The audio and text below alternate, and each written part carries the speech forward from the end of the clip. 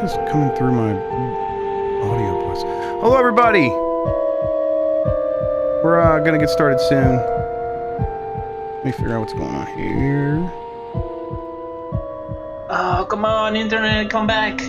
Is this at the chat mic or something? No, it's not.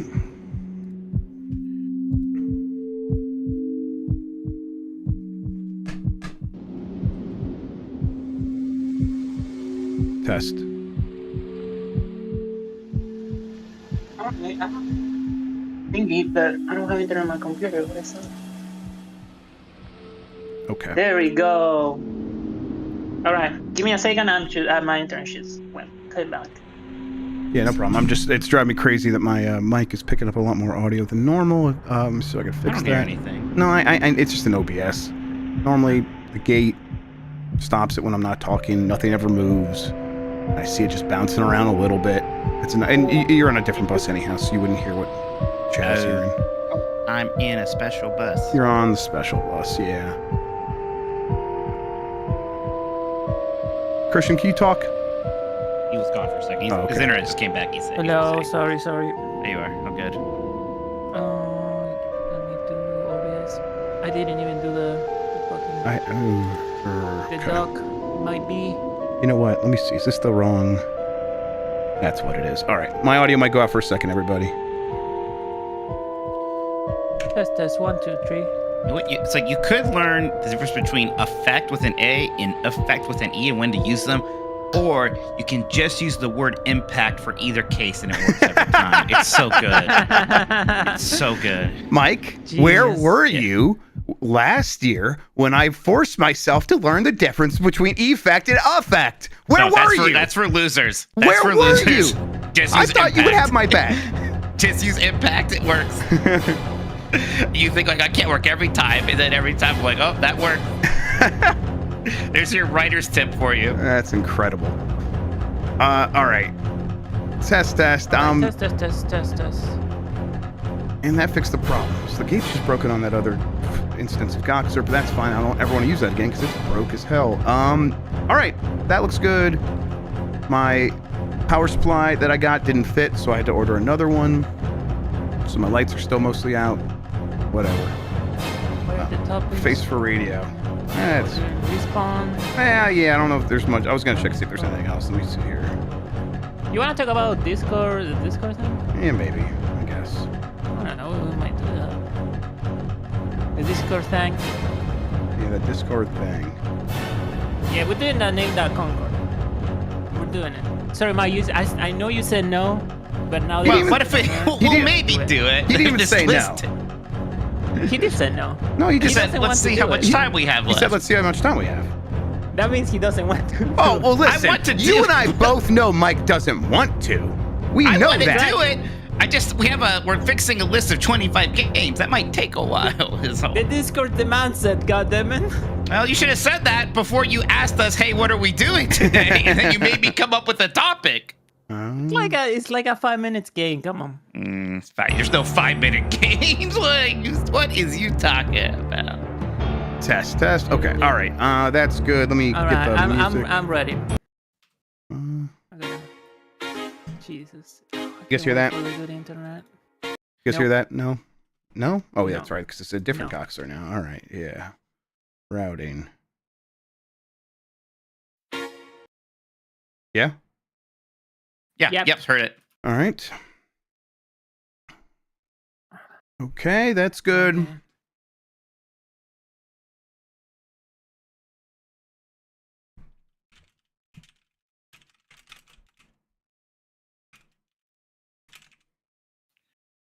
All right. I think I am good to go. Test. Yeah, ready. You're also good to go. Yep. All right. Fantastic. I'm going to count us in. We are starting in 5, 4, 3,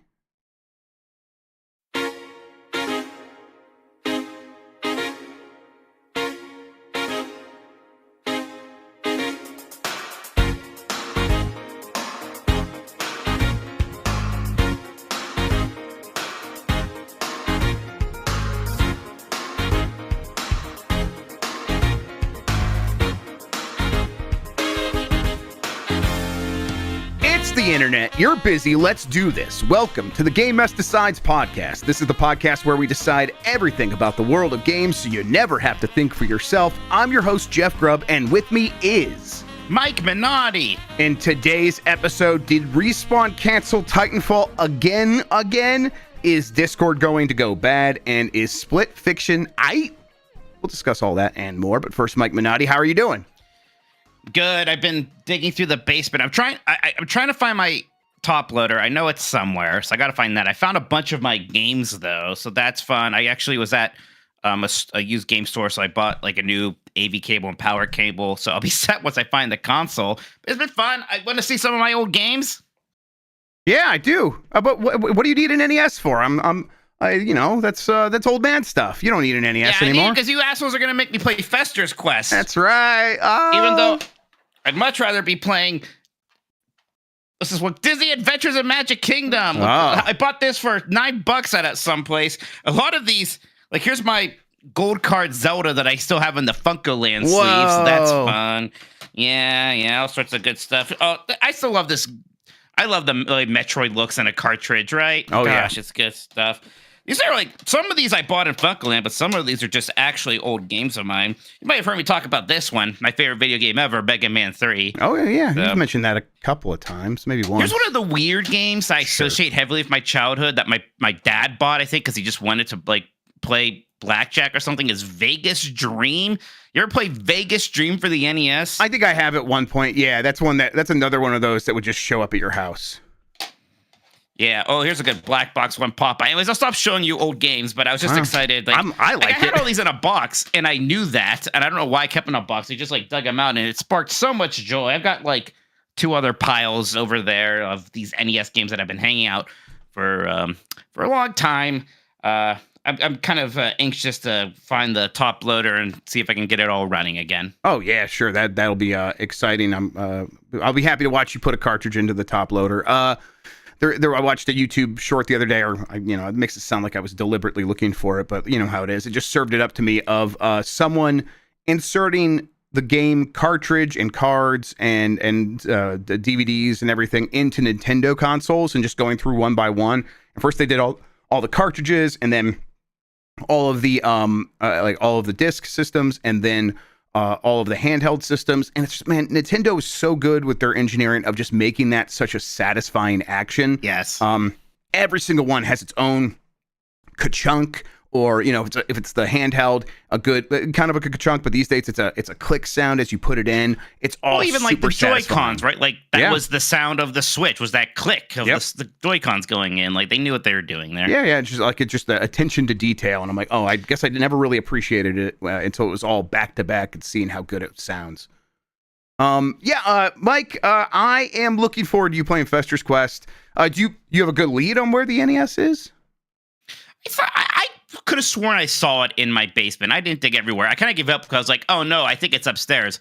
Then it wasn't where I thought it was upstairs. Okay. All right. So back into the basement to kind of continue. I'm gonna go back in the basement. All right. Yeah, I'm pretty sure it's around somewhere. I'll figure it out. Like I say, as worst case scenario, emulating an NES game is fine, but I just would, And as we can see, I own the game. It's fine. Here it is, everybody. Here's Fester's Quest. Yay. There it is. Don't get mad at me, but I would rather run it on shoot hardware, as the kids say. Yep, yeah, that's what we've been doing. We haven't had anything emulated since Bubsy, I don't think. I think Bubsy's the last thing we emulated. After that, Dan was like, "Oh, everything's got to be on shoot hardware," but whatever. Like, if you have to do it on something emulated, we'll do it that way. Gosh, has it really been that long? That's interesting. What's funny? Yeah, I don't think Funnily enough, the system we struggled with the most was the Xbox 360, which is like one of the newer systems we ever used for a game, right? Yep. Yeah. There's a lot of bad Xbox 360s out there, and that first one I had was pretty rough. Moving parts, disk drives. I guess that shouldn't be too surprising, because it was the disk drive that failed on my Xbox 360. The next one I got, though, that one's still running just fine. All right, you know what? Let's get into the show. Thank you, everybody, for joining us. Give us a good rating wherever you are listening, and hit that like button on YouTube, please. It helps people find the show. If you want to ask a question like, why are my lights off? It's because my power supply on my Elgato key light still broke, and I ordered a new one. It arrived. It didn't fit. Amazon lied to me, so I'll return that one. I got another one coming. Should be here tomorrow. Let's see. Yeah, we'll also get to all those questions as super chats here on YouTube before the end of the program. Thanks to Carlos Ayin, who is Insane in the Rain Music on YouTube for the use of our theme songs. Thanks to 1UP versus CPU for our artwork. You can find more at oneupversuscpu.com. We are on Spotify, Apple Podcasts, and wherever pods are caught. Thank you to the mods. Thank you to Christian for producing.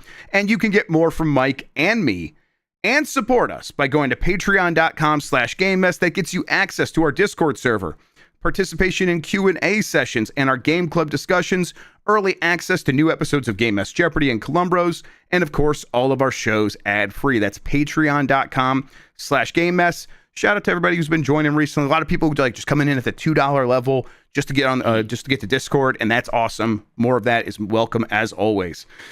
Friendly reminder: you can also get all those same, supporter benefits by becoming a YouTube member. Click the membership button right there. Join up. You'll get all the same stuff. Or a Twitch subscriber. Go to Tokoto on Twitch, twitch.tv/Tokoto. Subscribe to Mike's channel. You get those benefits. I'm streaming on the weekends these days. Been playing Grim Fandango. Twitch.tv/Jeff Grubb does the same thing. All right, Mike. Big topics of the week. Are you ready? Mike, you ready? Respawn canceled the game. Again. Yes, again. This news popped up tonight. It was reported. I confirmed that this is real. It is the team that was making that Star Wars first-person shooter. That was high mobility, was kind of informed by a lot of other stuff they'd done, but it was going to be a first-person shooter Star Wars game. That project was canceled already. They then were shifting to something else. To me, that means that they were probably taking a lot of the work that they were doing and reapplying it to something else. I don't know what, but they were working on something else. That has been canceled. That was not Titanfall. Now, I mentioned, I tweeted about this. I skeeted about this. I told people I'd have more to say. The one other piece of information here is there is still another Respawn project. It's something I've talked about before. I think Steve Fukuda, I think is how you say his name. He was the director of Titanfall 1. He was not the director of Titanfall 2.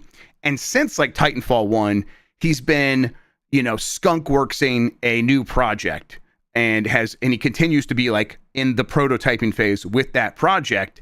That is still in the works, or at the very least hasn't been closed down, hasn't been canceled.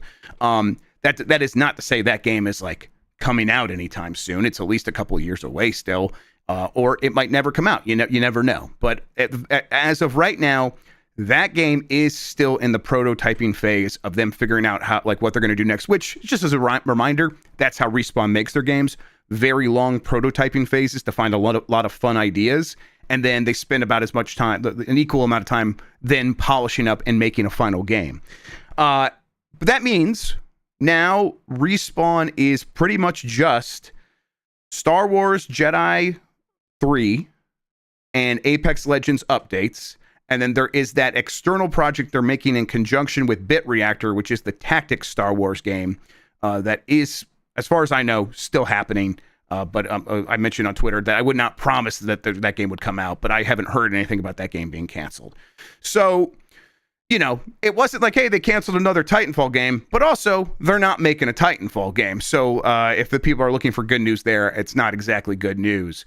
But yeah, this one just feels hey, they want to get out of the business of trying to make a bunch of other games work. They just want to focus on a handful of things, fewer, less, and bigger. It's kind of something we're hearing from a lot of companies right now. Maybe EA's in that same boat. It's weird, especially when their first seems their first. They still playing the music. You're playing I was trying to mute myself, and you know what I did? The exact opposite of that. Yeah. It seems like EA's big hit right now is I read it's the first game to get a 90 or above Metacritic rating in 15 years is Split Fiction, which is, decidedly smaller than your average Respawn game. I mean, it kills me that initial mobility-based Star Wars first-person shooter ever got canceled in the first place. That's the wild thing. I don't know what this new kind of picking up the scraps project would have been like. That might have had promise too.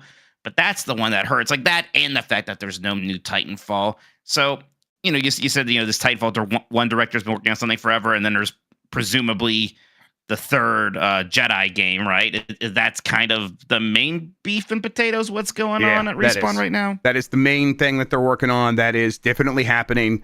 They're going to close out that trilogy essentially, but yeah, that's the main thing that they're working on. And also like now kind of, kind of being wishy-washy about Apex Legends, going back and forth between, that thing might be slowly, kind of fading away. Now, the last thing we heard from Andrew not Andrew Sullivan, that's a conservative commentator. Andrew, whatever his fucking name is. Wilson, thank you. Last thing we heard from him is that he is like, oh no, we're going to actually spruce Apex Legends back up and reinvest it and make more money from that. And really that is them being like, God, we got to do something. Because FIFA had a little bit of a misstep and Dragon Age didn't do very well. So we need something to happen here. And that now it's like Apex Legends is going to have to bail them out when they've kind of not been investing in Apex Legends. So yeah, I think really the thing that I find very frustrating, Mike, is that there was this beautiful moment in the wake of Apex Legends where EA was like, shit, this acquisition of Respawn really worked. And not only did it really work, we see this model of the way that they make games of long prototyping phase and then long polishing phase and letting developers be creative and then like extrapolate on those creative ideas. We think this is the key to the way we should be making games going forward. So much so that we're going to pluck Vince Zampella out of Respawn and kind of put him in charge of a whole bunch of shit at EA and say, hey, everyone make games the Respawn way. And, that sort of like, I think there was a moment where that was happening at EA, but that never really manifested into anything. And instead, Respawn seems to be like kind of getting beat up here by EA repeatedly. And it's just like, Jesus, can this company make up its mind and stick with something and actually see something through? The answer's clearly no. Yeah, it seems like Respawn's becoming more like EA than EA becoming like Respawn. Yeah, which is kind of always how it's going to work, right? Yeah. Right. And, they just have some very big bets over there right now with that next Battlefield. That better work. We all know the next Mass Effect better work, or that's it for BioWare, most likely. But gosh, again, it's just, I like those Jedi games, Jeff. Yep. I liked Apex Legends. I don't know what you could possibly do to get me to go back to Apex Legends at this point. So I don't know. I don't want to say like wasted potential, but it feels a little bit like that over there at Respawn at the moment. Like they could be doing more. Yeah, I mean, Apex Legends clearly, like, you get a game that rushes to 50 million players, has made more money than they ever spent acquiring a Respawn in the first place. Clearly, that was something that worked, and you don't get that from every acquisition you make. So it has worked, but like it's like, oh, okay, well, what have you done for me lately? And it's that's the real sad state of affairs in how these companies view games, and that's not going to change. Yeah, I don't necessarily know, like, okay, so that team that was working on that Star Wars shooter and then was working on whatever this project was, are they just going to go work on Apex Legends or Star Wars? I guess I bet that's what's going to happen here. I don't fully know. I don't. It doesn't sound like they're being laid off, and they do want to reinvest in Apex Legends. So I think the calculation from EA's point of view probably was, every dollar we spend on them making this game, wouldn't that be better served having them spend that time on Apex Legends instead? I think at one point they would have said no, but they're back to saying yes. And then talk about being frustrated. Well, that goes back to, hey, you were working on reinvesting in Apex Legends with Titanfall Legends, and you canceled that. Which was going to be a bunch of single-player Titanfall-style missions built into Apex Legends that were going to be inspired by fucking Hades, something that just sounds like would be the most perfect thing in the world. And nope, they canceled that, and instead, like, let's just dilly-dally on Apex Legends and decide we're going to shut it down slowly over the course of the next 5 years, and then change our mind later when we could have just stuck that through. Again, EA just not ever sticking to a decision. I can't think of a publisher that's gone back and forth between, hey, we're investing in single-player games to we're investing in live service games more than EA, and this is like a symptom of that indecisiveness once again. Oh, yeah, I'm glad after Titanfall 2 was this giant critical hit that they killed by releasing it literally in the middle of their own game Battlefield and Call of Duty. They then stopped making those, canceled a bunch of Respawn projects, and released a bunch of Battlefield games that nobody cared about. So They're doing great over there. Discord might get worse, Mike. They're investigating an initial public offering and an IPO. They're going to go public, which means they'd have investors, public investors.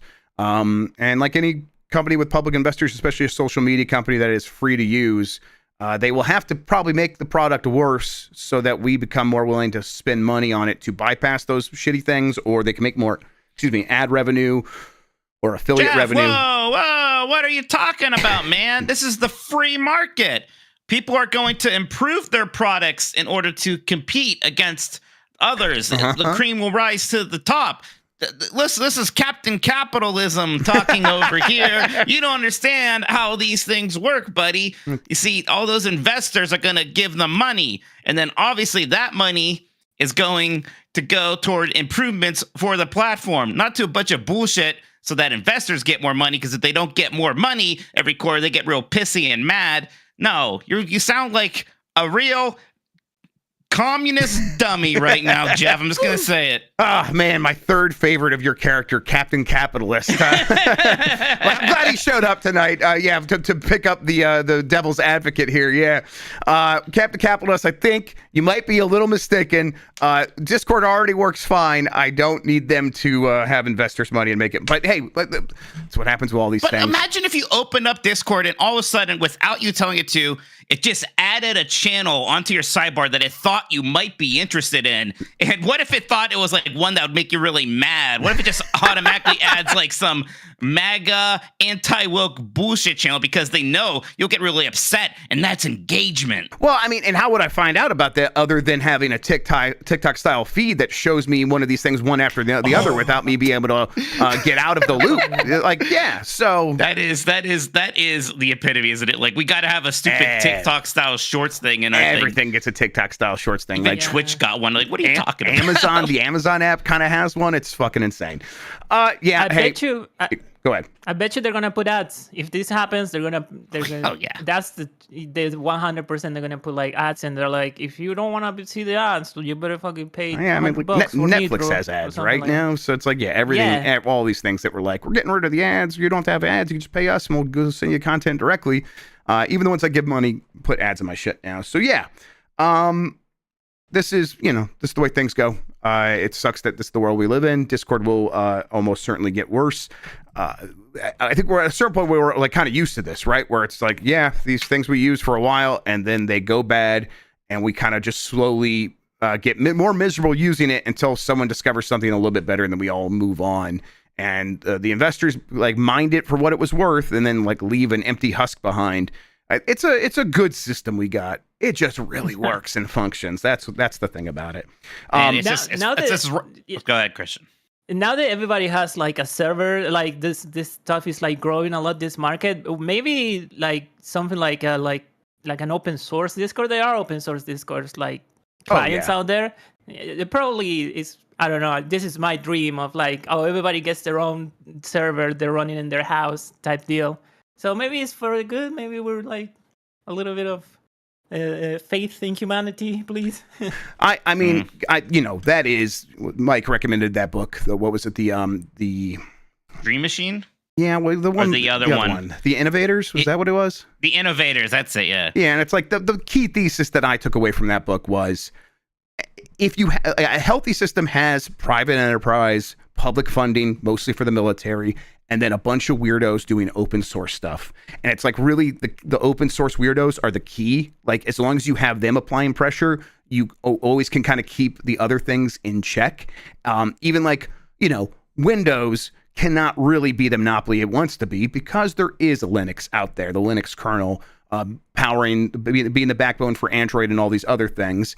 And the open source weirdos, they treat it like a religion, and they will always kind of be there. And but there's only so much of that knowledge, and it feels like there's less and less of it, to the point where it's like our ability to rely on people just desperately caring about these things so much that they dedicate their lives to maintaining one little project that is 20 years old and holds up the entire internet. Eventually, one of those domino pieces will just get pulled out, and it's like, oh man, we're going to have to rely on corporations, the kindness of corporations going forward. And something's going to break there. It's a bummer. I get bummed out thinking about it. Captain Capitalist says that corporations are people. Thank you. Captain Capitalist is Mitt Romney. I knew it. All right. Tony Hawk's Pro Skater 3+4 is streamlining goals. We talked about this a little bit on. Kotaku confirmed it pretty recently. Yes, here. they confirmed. I guess what we could say is we did run that poll on Game S Mornings, and 53% said that they prefer no time limit. Surprised me a little bit. Me too. I was surprised a little bit. So just to encompass what we're talking about here, Tony Hawk's Pro Skater 3+4 is confirmed. It's coming July 11th. Tony Hawk's Pro Skater 4 is getting quite a bit of a shift where the developers Iron Galaxy have streamlined the goals. Sounds like with the purpose of implementing a 2-minute time limit version of that game, similar to how Tony Hawk's Pro Skater 3 worked, but that's not how Tony Hawk's Pro Skater 4 originally worked. It didn't have a time limit. You would just skate around, explore at your own leisure, and then go and do some missions that could take a little bit longer. I am someone who loves Tony Hawk's Pro Skater 4. I know that you were so in love with 3 that 4 didn't really do it for you as much. But I adore Tony Hawk's Pro Skater 4, and yet I am okay with this change. But I think what we're discovering is kind of what you predicted. There might be some people who are not. Are you, like you said, you were surprised by that response? Do you think this could be a problem for the game? I think it is a problem. I'm shocked they did this. Not so much because necessarily I'm like all that up in arms about it. I would have preferred you just gave me Tony Hawk's Pro Skater 4 the way it was, to be honest. But again, in this day and age, when people are just looking for reasons to be upset, and I'm not saying they're trying to anger people. People get riled up. They do. And the public news comes from a true place of wanting to love the thing, right? Right. But why make this opportunity for them, right? Why? You had to have seen this coming, a potential backlash that can, as these things so often do these days, Jeff, becomes the entire conversation. Yeah. And that's what I'm kind of worried about now. Is that when you say Tony Hawk's Pro Skater 3+4, first thing you think about is they're changing the way forward is, and people are mad about that. Yeah. Now, I think this is the exact kind of conversation that can happen, right? Where it's like, we don't know why they made this decision, really. They haven't explained themselves. So we are left to sort of speculate. And then we don't even really speculate. We're just like, well, that's not the game. Why are you making the change? And I bet if they could come out and say, hey, no, we know we were playing Tony Hawk's Pro Skater 4 a ton to figure this out. And we decided that this actually is going to result in the better video game. I bet that's the thought process. And I tend to think that that's probably going to be right, but we don't know that right now. And so all people can sort of think about is how they had an expectation. This is different from that expectation. And that makes people a little uneasy. I guess there's maybe a more cynical side of me that I don't know if there's a part of me, it's like, is it because they think it's going to make a better video game? Or is it kind of a little easier, cheaper? Well, but wouldn't it have just been easier just to make this to make no changes? That's why I don't. Explain what you mean by why you think. Because I've seen other people say this. Because I assume you have to implement different systems for the NPC structure stuff. I don't know. Maybe it's not that complicated. You're probably right about that. Because there were some NPC missions in 4 that might be a little annoying, but I don't know. I just figured But I know, you're right. I mean, I don't see why it would be that much more difficult, I suppose. But like you said, it's a big change, right? Yes. So if they're like that, so it's a little bit of we know better than NetherRealm when they made Tony Hawk's Pro Skater 4. Well, then now I'm like, I don't know. Do you, Iron Galaxy? I like you, but maybe you should just be kind of remaking the game. And, now the people who...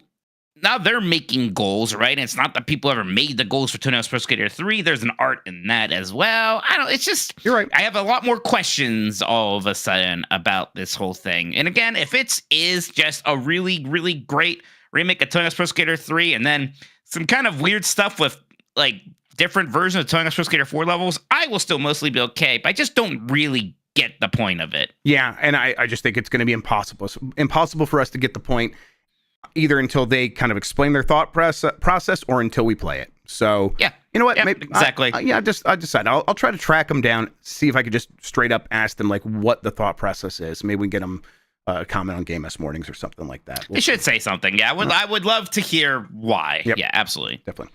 Hey, Donkey Kong 94 and Mario Picross are coming to NSO, announced right before we started the show. This is clearly Mario Day stuff. I am excited. We made this happen, Mike. We reminded Nintendo you have Donkey Kong 94. Why ain't that shit on Nintendo Switch? Well, now it is. I think somebody already said, do you think they're going to add Donkey Kong to NSO or Mario Day? And I said, no, you stupid idiot, because nobody loves us and we don't get anything good. Well, I guess I was wrong. Thank God.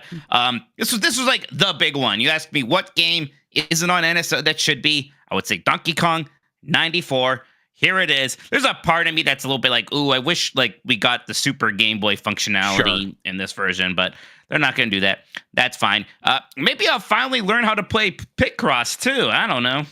Picross is great. Picross is so good. You should play that. It's so fucking good. That shit fucking hits. Every time I open up a Picross screen, time. I don't know what it is, because I can figure out video games. I spent my whole life figuring out video games. I can do it, and I always do. When I look at Picross, and like I try it for like 10 minutes, I'm always like, I do not get it. I don't understand what I'm supposed to do. Like, it is very much a puzzle-ass puzzle, and I think like, so it's a little bit different than like the way a video game works, which you are very, very good at figuring out. It's just a little bit different, where it's like, oh, the sort of same thought process might not work, so you kind of have to apply the thought process you put into figuring out a puzzle in the newspaper. But I mean, it's like a Sudoku, like yes, it is definitely this is the exact same thought process, to the point where you are going to be making inferential a reasoning to figure out like, okay, I know this can't be this, that can't be that, therefore this third thing must be this. That's really fun, but it takes a while to like work up to that muscle memory of like that the inferring that stuff can work that way. I love that.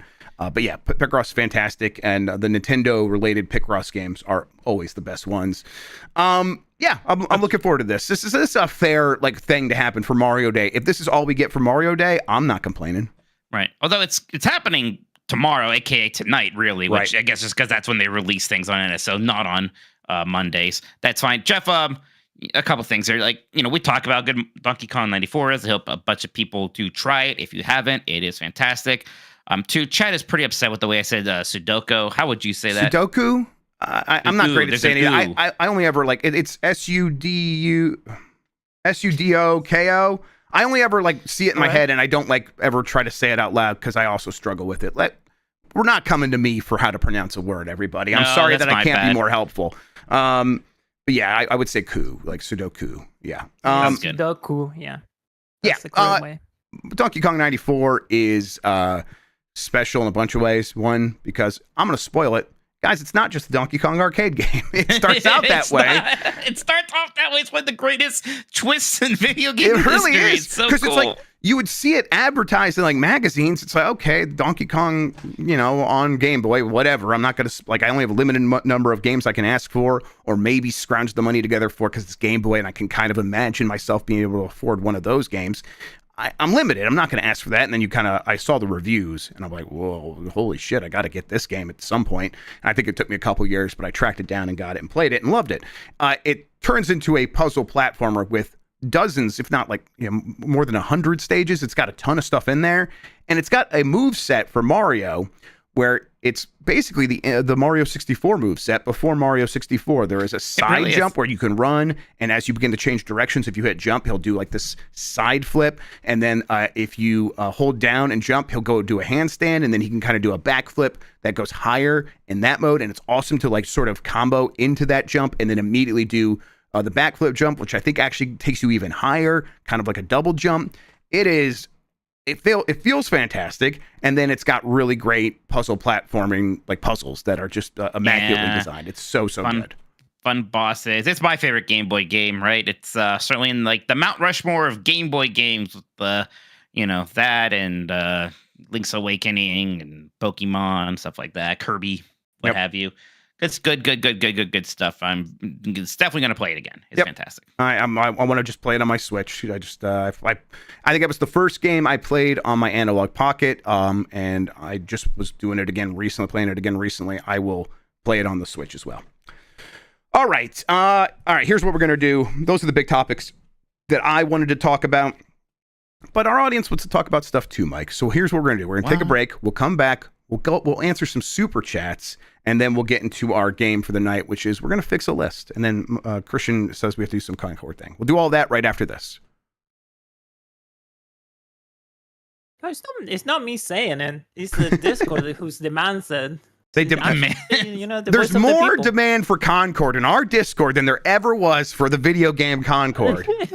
My friends at New Game Plus, they give away a copy of the of Concord for the PS5, and that shit is like $300 if you. Oh, if you there were find box them. copies of the game. That's crazy. Yeah, right there. Oh, well, they can't see it on stream. Yeah. So like, Oh shit, that you can katana get a just fell pretty over. penny for that okay, Yeah. but like, because so you can get that. they had to at least made like tens of thousands of those that they manufactured box copies.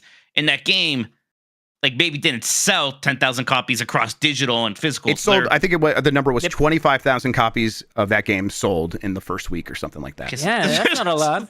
There's like warehouses of those things somewhere, right? I mean, probably not anymore because that would cost money. They probably No, Oh, have destroyed those games. They probably have destroyed them. They probably have destroyed them. They kind of ET'd those things. So Okay. Um, Okay. all we, right. we should get back to it. but I'm ready to get back into it. You guys good? Let's go. Yep. Yeah. All right, we're back into it. Mike Minotti, can you please read these super chats? Absolutely. Simon from Saskatchewan, who's kind of our he's our starting lineup Yeah, he's hitter. our opener. Yeah. He's the opener here. Have you seen the trailer for Seed of Nostalgia? That sounds like a hentai game on the Steam platform. Well, I bet it's also got pixel art though, because it has the word nostalgia in Sure, it. but it can And be I both. do like that. Let's see, Seed. I'm not.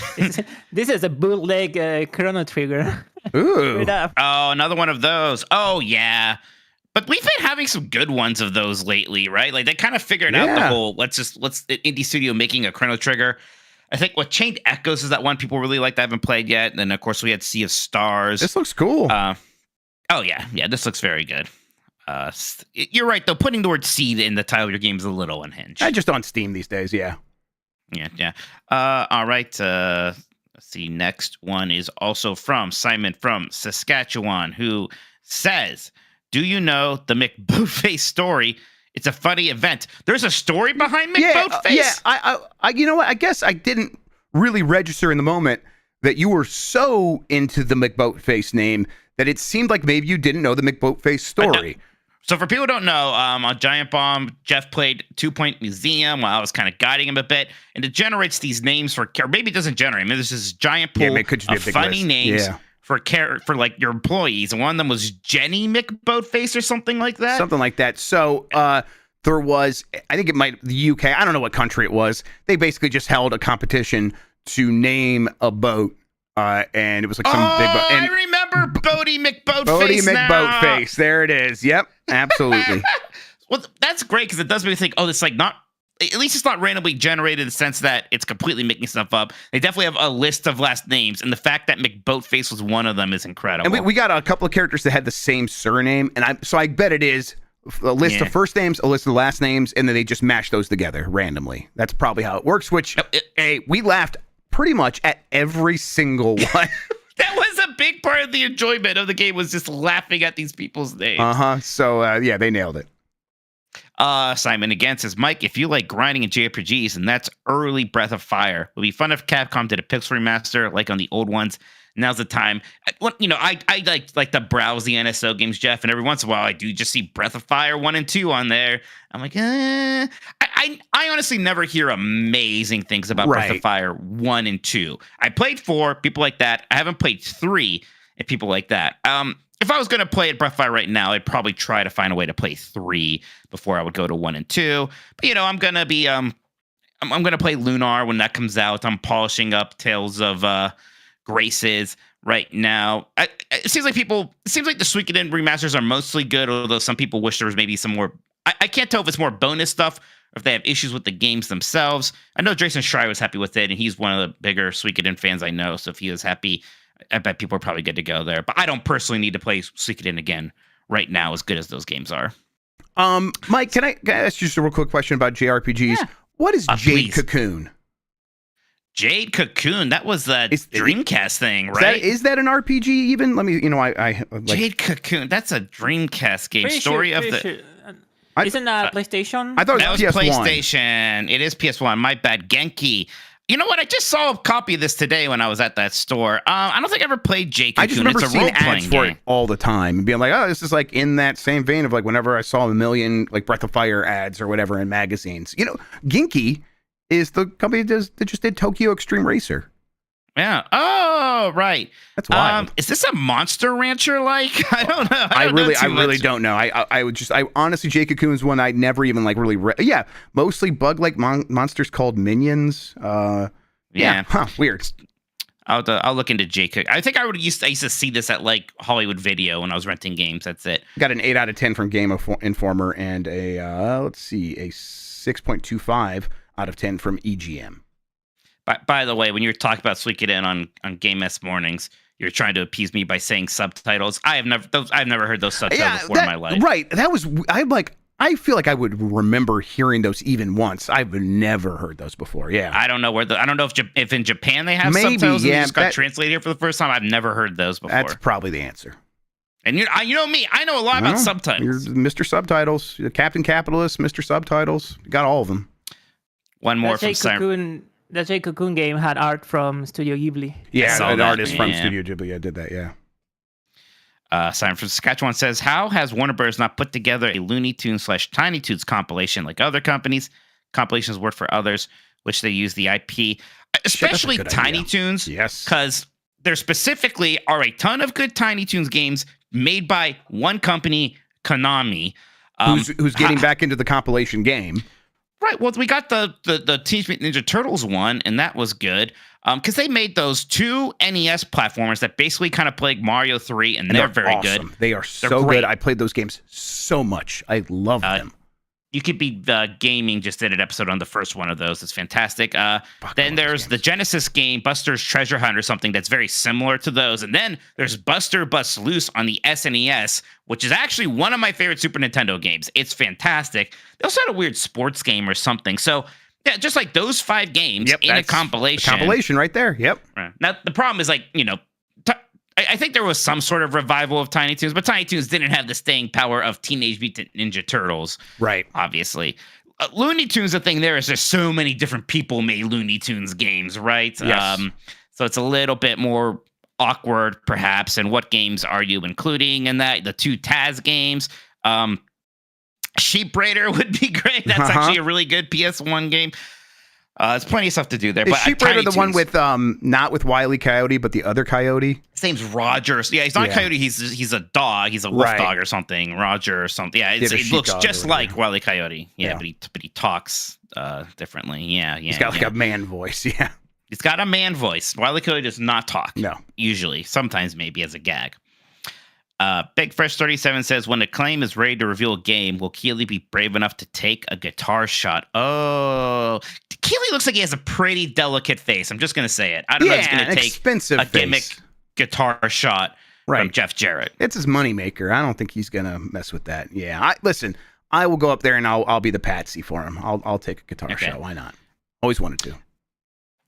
Next up is El Grug. It says, rank the endings to these Blight Club games. Blues Brothers 2000, Bubsy 3D, Superman 64, and Alone in the Dark. I do want to say we can't be too hard on Bubsy 3D because you did not find all of the ship parts, so we didn't get the true ending. So who knows? We may have missed out on something there. And yet, probably the best ending out of all these. Still probably the best one somehow, because Superman 64 is almost insulting how they just like put all the character models in a room that said like the end or thank you for playing or something. And yet, it was really cheap looking. And yet I think that's number 2. but do you remember the psychotic way the camera was just like shaking in and out? Oh, for sure. Yeah, but Alone in the Dark and Blues Brothers 2000 just fucking end. They just ended. After all the nightmares that they put you through, the relentless bullshit, and both those games have like a lot of like ongoing bullshit where they just keep getting weirder in some ways. Alone in the Dark is the champion of that, but yeah, those games are really, really weird with their endings. So I would probably go Bubsy 3D, Superman 64, a very distant second, and then Blues Brothers 2000, and then Alone in the Dark. I think that sounds right. I'm excited to see what the ending of Fester's quest is. I have no idea. I just beat that. I'm trying to remember if I even remember it. The plot of the game is that aliens steal the rest of the Addams family. Yeah, they might like steal some other stuff too, like some monuments or some shit. Yeah, I don't know. Something like that. Empanada Eater says, "Hello, theme park influencers Jeff Grubb and Mike Minotti. Hi. My partner and I are doing a one-day trip to Disney World for Muppet Vision 3D. Oh, fuck yeah. Any hidden gems or good places to eat in Hollywood studios?" Definitely eat at the Rizzo's because they're going to change that too. Like you're gonna that's going to be gone. So if you're going to go there for Muppet Vision 3D, eat at Pizza Rizzo. Yeah, and just spend some time in that area. God, man, I wish I could go there one more time. I'll be there in May, and it's gonna most likely be it's gonna be my last time ever there, and it's gonna be rough for me. We'll get through it. That is where the Star Wars stuff is. So definitely make sure you do Rise of the Resistance. That is just the best theme park ride that you can go on right now. Surprisingly, so there's something there called the Frozen Sing Along. It's actually really good. It is fantastic. Like I told you, every time we were going to do one of these shows, I'm like, that's not a ride. That's not entertainment. And then I'd sit down and be like, oh my God, this is one of my favorite things I've ever done. Every time. Very funny. Every time. And that one is the epitome of that, where it's like, okay, the kids want to do this. I guess I'll get to sit down for a bit, whatever. And then it was so funny, so well done. It's just retelling the story of the movie, but with really funny people kind of interjecting jokes, and then a lot of really good singing. Good and the kids get to sing along. So it's like they don't have to just sit there and squirm in their seat. They get to express themselves, and then they go back to telling the story again, and it's really funny again. It's so good. I really enjoyed it. In terms of food, in Toy Story Land, there's a little outdoor food thing called Woody's Lunchbox. You can get some good food there, but they have these pastries. They're kind of basically like Pop-Tarts. Like they make Pop-Tarts there, and they're very good. There's also a sit-down restaurant there called Woody's Roundup Barbecue that is way better than it has any right to be. You ate there, Jeff. I loved it. Yes, that was probably my favorite restaurant. Yeah, it was definitely up there. It was very, very good. They also do the thing there where, it's themed. You're in the toy box, basically, and they'll have interjections there where, Andy's coming. Everyone has to sit still, and all the waiters and service staff will freeze, and the kids all pretend to freeze. It's a good time. Over in the Star Wars area, there's like a quick service restaurant that's okay, but there's like a stand called Rondo's Roasters, where you get something called a Rondo wrap, basically a sausage sandwich of sorts. It's very good. I would recommend that. It's also there's a fun lounge in it's this restaurant called 50s Primetime Cafe. The restaurant's cool too. It's supposed to be like a throwback to the 50s, and you're in an old style like home from there, and all the TVs are playing old sitcom clips, and the waitresses are like supposed to be your big sister, and they're like, now Mom said you have to eat your vegetables and things like that. Really? That sounds cool. Oh, it's great. It's great. My dad loves the milkshakes there. There's actually pretty good food there, but there's a lounge attached to it that you could just go to and get a drink, and that's like themed to be like Dad's den. It's like Dad's liquor cabinet kind of thing. Fun. So yeah, maybe just sneak into the lounge there and get a drink. So there you. Sorry, I won't go anymore. I can go all day in this stuff. But Empanada, if you need any more tips, just reach out to me. Happy to help. Yeah, we have a Disney thing in the Discord. If we don't, we should. And then we do talk there. Yeah. It's Xcore has been a member for 29 months at the Lincoln tier. Thank you. It's Xcore. Like it, Dylan says, any interest in trying Blade Chimera? Really rad Metroidvania that came out recently. I'm having a blast with it. P. Ness. Yeah, I have tried it. I played it in the Steam Next Fest demo, and then since it came out, I kind of did all the stuff I did in the Next Fest demo again. If I had like infinite time, it's definitely one of those ones that would be one of the games I'm playing. It's just like there's so much stuff I kind of want to get caught up on for the podcasts that it has gone to the side a little bit. But I think things might slow down here again in a little bit as we get to that like weird period before GTA 6 and Switch 2, and I might try to fit it in at that point. Yeah, I haven't even tried the demo yet, and I probably should. It's got a good heavy feel to it, where it's like every attack really is like overly animated in a good way. El Grug says, if I recall, the manual of Fester's Quest says you should play the game with the turbo controller. Will the Mitch Tokoto be afforded this luxury? Penis. I think we would get to a point where I think he should try it with a shoot controller first and kind of like discover that on his own, why he's going to need that. Yeah. Look, I can mash. We'll figure it Yeah, out. I mean, if he needs to mash, Mike can mash. Yes, I can A mash it, Mikey baby. mash. Dan says not Blueberry. allowed. No, thank you, Dan. When I beat it, when I was playing on the emulator, it just automatically, maps two of the buttons because NES it only has 2 buttons. The top 2 buttons are just turbo buttons automatically. I'm like, oh well, shit, that is clearly the way to play. Oh, great. See, I like the first when you told me you beat it, I was excited. And you're like, with save states, and now apparently you were using turbo buttons.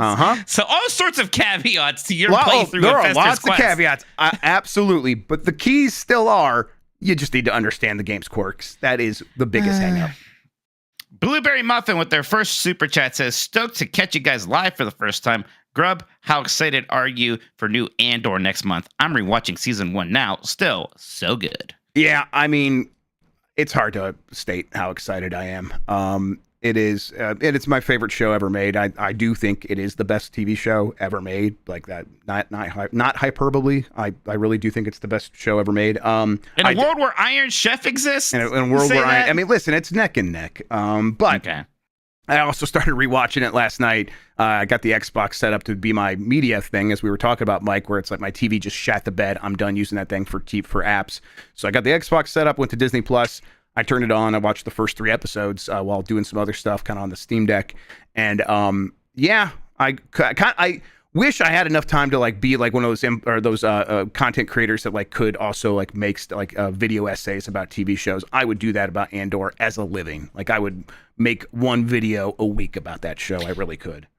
I probably should just watch season of this show. Finally, you like it so much. I like Star Wars. Why don't I just watch this show? Yeah, it starts off with like establishing like this is eventually going to be that character that shoots that guy that you really don't like at the beginning of Rogue One. I could get over myself a little bit. I think like here's my advice for anyone who is going to watch that show. A lot of people fall off in the first couple of episodes. Everything that happens in the first 2-3 episodes matters not just to the characters in that show, but to the wider Star Wars universe and like how the universe got to be what it is. So if you just like believe that everything that happens matters, it really all pays off so much later on. So yeah, that would be like, just trust me that when I say everything matters, and if you can kind of go in with that mindset, I think it'll hit real hard. Sledge Reinhold says something that I'll tell you in a moment because YouTube just crashed as it loves to do. We're on a roll tonight. Right. I'm on like 4 crashes now. I'm locked the F in playing Kuru Rin on GBA NSO right now. What's another game that'll give me the same feeling? Oh, well, there's a bunch of these. So go ahead, Mike. I got to look up the name of one of them though. Irritating Stick is one of them, right? Oh. That's like literally the same kind of thing. Yes, and there's another one that is literally the same thing. What is the limousine one called, chat? That kind of is like Giant Bomb adjacent because there's some like people from the Giant Bomb extended universe that are in the FMV sequences from this game where it's you're a limousine driver. But Roundabout? It's called Roundabout, right? Yes. It's just pretty sure. The limousine Roundabout. also is just always spinning like a Kuro and stick. So it's like you just got to like drive this spinning limousine around these courses. We should play that game. I want to play that on the site. I'm sure they've played it a bunch of times, but God, I love that shit. There's also another Kuro that came out for GameCube, not in the US, Yes. but you can find ways to play that. And it's very good too. I also, this person probably has played WarioWare, but like for some reason I put WarioWare and Kuro in the same place in my mind. Yeah, just instantly playable games with strong, colorful attitudes. Yeah. Yep. Next up is Tuber. It says, is EA gonna fumble the Respawn bag too? I mean, yeah. Eventually, yeah. Like we're in the process of that happening right now, because they don't want to make the investment required to like have them come up with the next Apex Legends, and they also are not fully behind Apex Legends, so they're in this weird in-between state, this purgatory. So what is that naturally going to lead to? Sort of the studio just falling apart. Now, at the same time, a lot of people have left Respawn because all of their stocks that they vested the stock that they got from when they were acquired, and all those people left and started their own studios. There's been like 6 or 7 studios started by former Respawn people, so it's just kind of a natural entropy that happens when a studio gets acquired. So yeah, it's going to fumble the bag here pretty soon. Antonio Morales, who's been a Lincoln member for 26 months, says, my dogs, am drunk. Why, Tony Hawk? No campaigns. F, fascist, penis. Thank you. Hitting on the hit. Yeah, no campaigns. I don't know. Well, we want them to explain themselves. That's right. I think he's trying to say specifically why no, open world stuff until next. Sure. Yeah. We don't know. We need them to explain themselves why they made this decision. But you know what? Let's just try the game. I say we try the game because, even if it, like you said, Mike, if it's just Tony Hawk's Pro Skater 3 and then 4 is weird, that's still going to be one of the best games that comes out this year. Next up is Jackie G. It says Mount Rushmore of prequels. Movie prequels usually aren't very good, even when people do like them, like Prometheus or there's something else. I usually don't like, or even Furiosa. I wasn't that high on Furiosa. Right. Everybody really liked it. Video games, though, Red Dead Redemption 2, that's a prequel. Devil May Cry 3, prequel. Yakuza 0, by all accounts, fantastic. Castlevania 3 is a prequel. Kingdom Hearts, Birth by Sleep. God of War Chains of Olympus, pretty good, actually. People love Halo Reach, so video game prequels in general, much better than movie prequels. I have not seen Godfather 2. Godfather 2, I guess, is kind of those are flashbacks, right? So I don't know if that really counts as a prequel. Snake Eater, holy shit! Yeah. God, Snake Eater's the best. Snake Eater is the best prequel ever, probably. Nikki Grayson says, what about Lion King 1.5? Lion King 1.5 is interesting because it's like it's kind of a prequel in between call. Also, it's got a lot of things going on. It's a concurrent call. Really, is what it is. You said it's so fantastic. many things that I hated to have go in my ears. It's just a concurrent so many call. awful sounds. It's got the banger song "Dig a Tunnel." Dig a tunnel, dig a tunnel. Anyway, so good. The greatest film-related prequel of all time is Wet Hot American Summer, First Day at Camp. It's a 10-episode season on Netflix, and the way that it ties into Wet Hot American Summer, the movie from many years before that, is astonishing. It is literally astonishing. It's so good. Dude, record chat says, remember when Kayla couldn't remember the word sequel and said after call? That was unhinged. That was one of the most wild things I've ever seen. I love that. I love it so much. It's good. All right, next one. Willow Davis just said a super chat of what appears to be some kind of blue pear getting shy. I don't know what's going on with them, but thank you. It looks like it shitted. It looks like it shitted itself. It took a shit. It looks like it took a shit. Aiko says, Devilish Dark Grubb and Gay Messiah Minotti. Goddamn right. Thank you so much. We're going to play Desai content very soon. I can feel it. Kano Wood says, Sudoku D's nuts. Toke Finn says, Sticks 3, baby. Is Sticks 3 real? I'm looking this up. What's going on with Sticks 3? I don't know. Oh my God, there's a Sticks 3, Blades of Greed. I do not understand this franchise at all. It's like, in my head, it's just like a, I imagine that Gollum game. But starring the character Styx. I don't know. Now there's a third one, so do with that what you will. Yeah, like, are these? I barely know much about these games. Do people like them? It looks like they're very it's like very charming. 7 out of 10. Is charming the word? Yeah. It's 7 out of 10. It's like some people's jam. The 7 out of 10. It's like right. What's the word for it? It has a lot of character. Yeah. Yeah. Ejacalope with the first super chat says, excited to watch live for the first time. Got a couple of those. How about that? I heard something mentioned on Giant Bomb about a merch meeting coming up, and boy, would it be swell if you all made some Blight Club merch with all of the champions on it. Yeah, we should finally have like a good Blight Club shirt, huh? Maybe after the lightning round. Yeah, people just throw out some ideas for like what kind of thing you would want. Would you want one that just has all of us, like the Jerem like poster with all of us kind of side by side? Would that be enough, or do you want something a little more subtle? I don't know. Let me know. Maybe like who's the guy that did the Star Wars posters? Something in that style of all the different costumes. Yeah, definitely. People definitely want a montage of all of the characters, right? Of all of the us's, I think if you so, will. Yeah.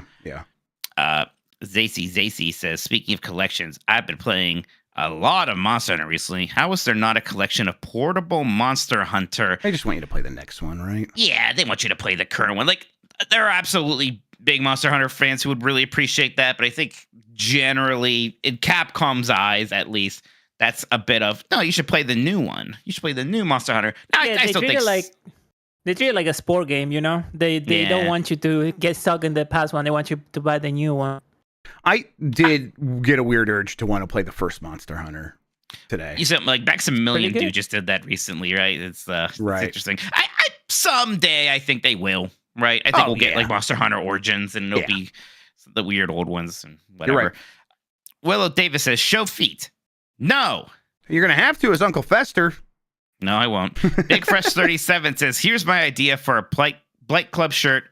Penis. We will not put a penis on the Blight Club shirt. Yeah. buddy. I have to go to a Thank you for your meeting. suggestions, though. Like the merch meeting has other like real human beings in it. So no, I can't do that. I'm sorry. Mm-hmm. All right. All right, Jeff. That's it for now. Okay, great. Fantastic. All right. We will have more super chats. I guess if someone else sends more in, then we'll read them is what I'm trying to say before the end of the show. In the meantime, another break. When we get back, we are going to fix a list. I think it's like you got 25 the best Xbox IGN's games. top 25 Xbox 360 games. We'll talk about that right after this, as we fix the list. All right, break. You gotta set that up. Yeah, I'll get that set up. Mike, do you have the Yeah. link somewhere? Mike has a list. you just put the I list put in it here chat? if you want. No, because it has No. an anyone can edit link. Okay. So I'm going to put it in the Booty Boys chat again All right, for no you problem. right there. All right, we'll You take don't a wanna second to get scroll. that. I could do like the moving around, the editing, and all that stuff. Oh, great. Fantastic.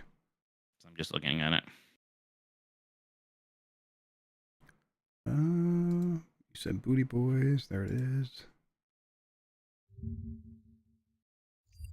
What is it called, Booty Boys? I don't know. like alliteration. I just named it Booty Boys for no You're particular learning. reason. I was always wondering, like, why is this called Booty Boys? Why There who's is- ever there- called us the Booty Boys? There is no answer to that question. I just like Alright. It used to just made me be laugh. called the Helsing Fan Club, but he changed it Yes, that's right. Yeah, that's right. because you were shitting on Helsing when Alucard came to Call of Duty.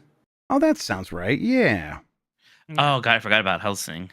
Helsing fucking rules. Let's see, Discord Mike. That's not what I want to replace. I was thinking This. prequels as the Fast and Furious 4, Fast and Furious 5, and Fast and Furious 6 movies. Those are prequels to Tokyo Drift. Sure. Yeah, when I say prequel, I want something to take place before the first thing, not just like take place before one of the things. You know? Well- So Street Fighter 4 and 5 don't count. No, not for me. Now Alpha does. Alpha does. Alpha. All right. Alpha takes place before Street Fighter 1, I believe. Yeah, it does. Yeah. Because it isn't. In my head, Charlie was always supposed to turn Maybe. into Blanca. Yeah, that's because it happened in the movie. Turns out that's not actually Street That's Fighter not- 1. Right. I also thought that That's was why real I said it was. Street Fighter. That's why I said it was Lord my Jeff. head because I'm like I'm pretty sure that's not right anymore. It's not right. Turns not out right. those are two separate It's characters. Yep. It has never been right. Yep. Yeah. Okay. Well, when I was a kid, that's what got passed around at Maybe- recess, Christian. So fuck you. Maybe the movie people were it's not my cooking with fault that, that you though. leave Yeah. our arms ignorance, motherfuckers. I love You that. know what Yeah, I mean? hey, ignorance is bliss, buddy. Try it sometime.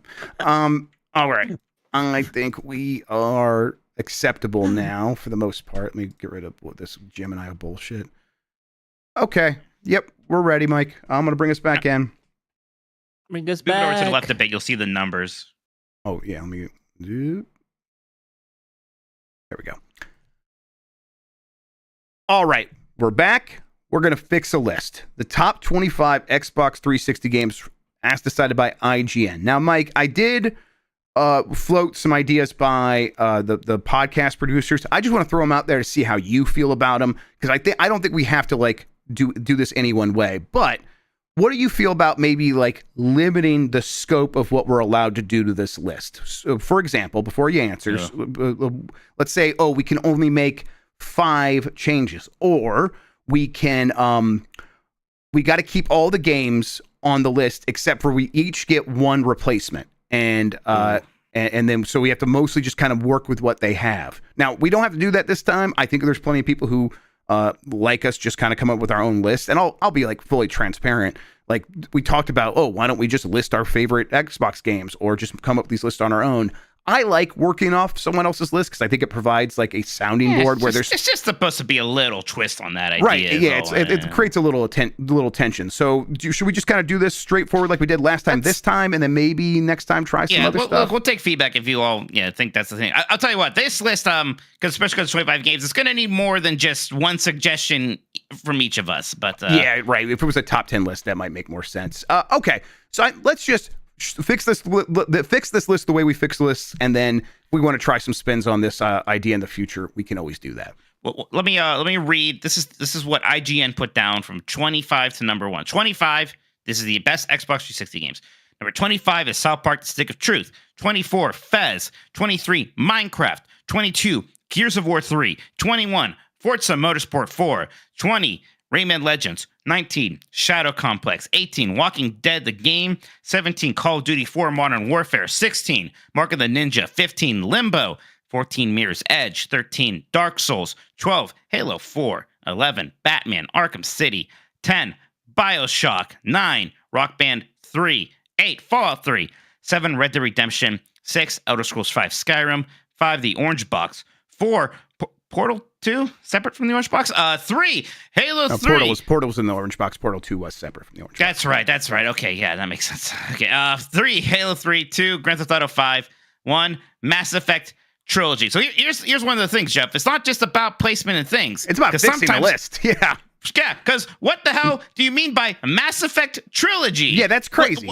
What kind of cop-out is this? Yeah, that is all weird. 3 games count as one? They're all kind of different, too. Yeah, they were sold separately. There is no Legendary Edition on Xbox 360. And, the Orange Box, fine. If you want to put that as the Orange Box, I accept that. Mass Effect Trilogy at number 1 is not going to work for us. No, we're going to have to... Look, I'm not... We could consider 3 if you want to. I like the Horde mode. I would consider Mass Effect 1. I would consider Mass Effect 2. Honestly, for top 25, maybe both those get in. I'm going to just write that over here for consideration right now. Go and do that. Yep. Yeah.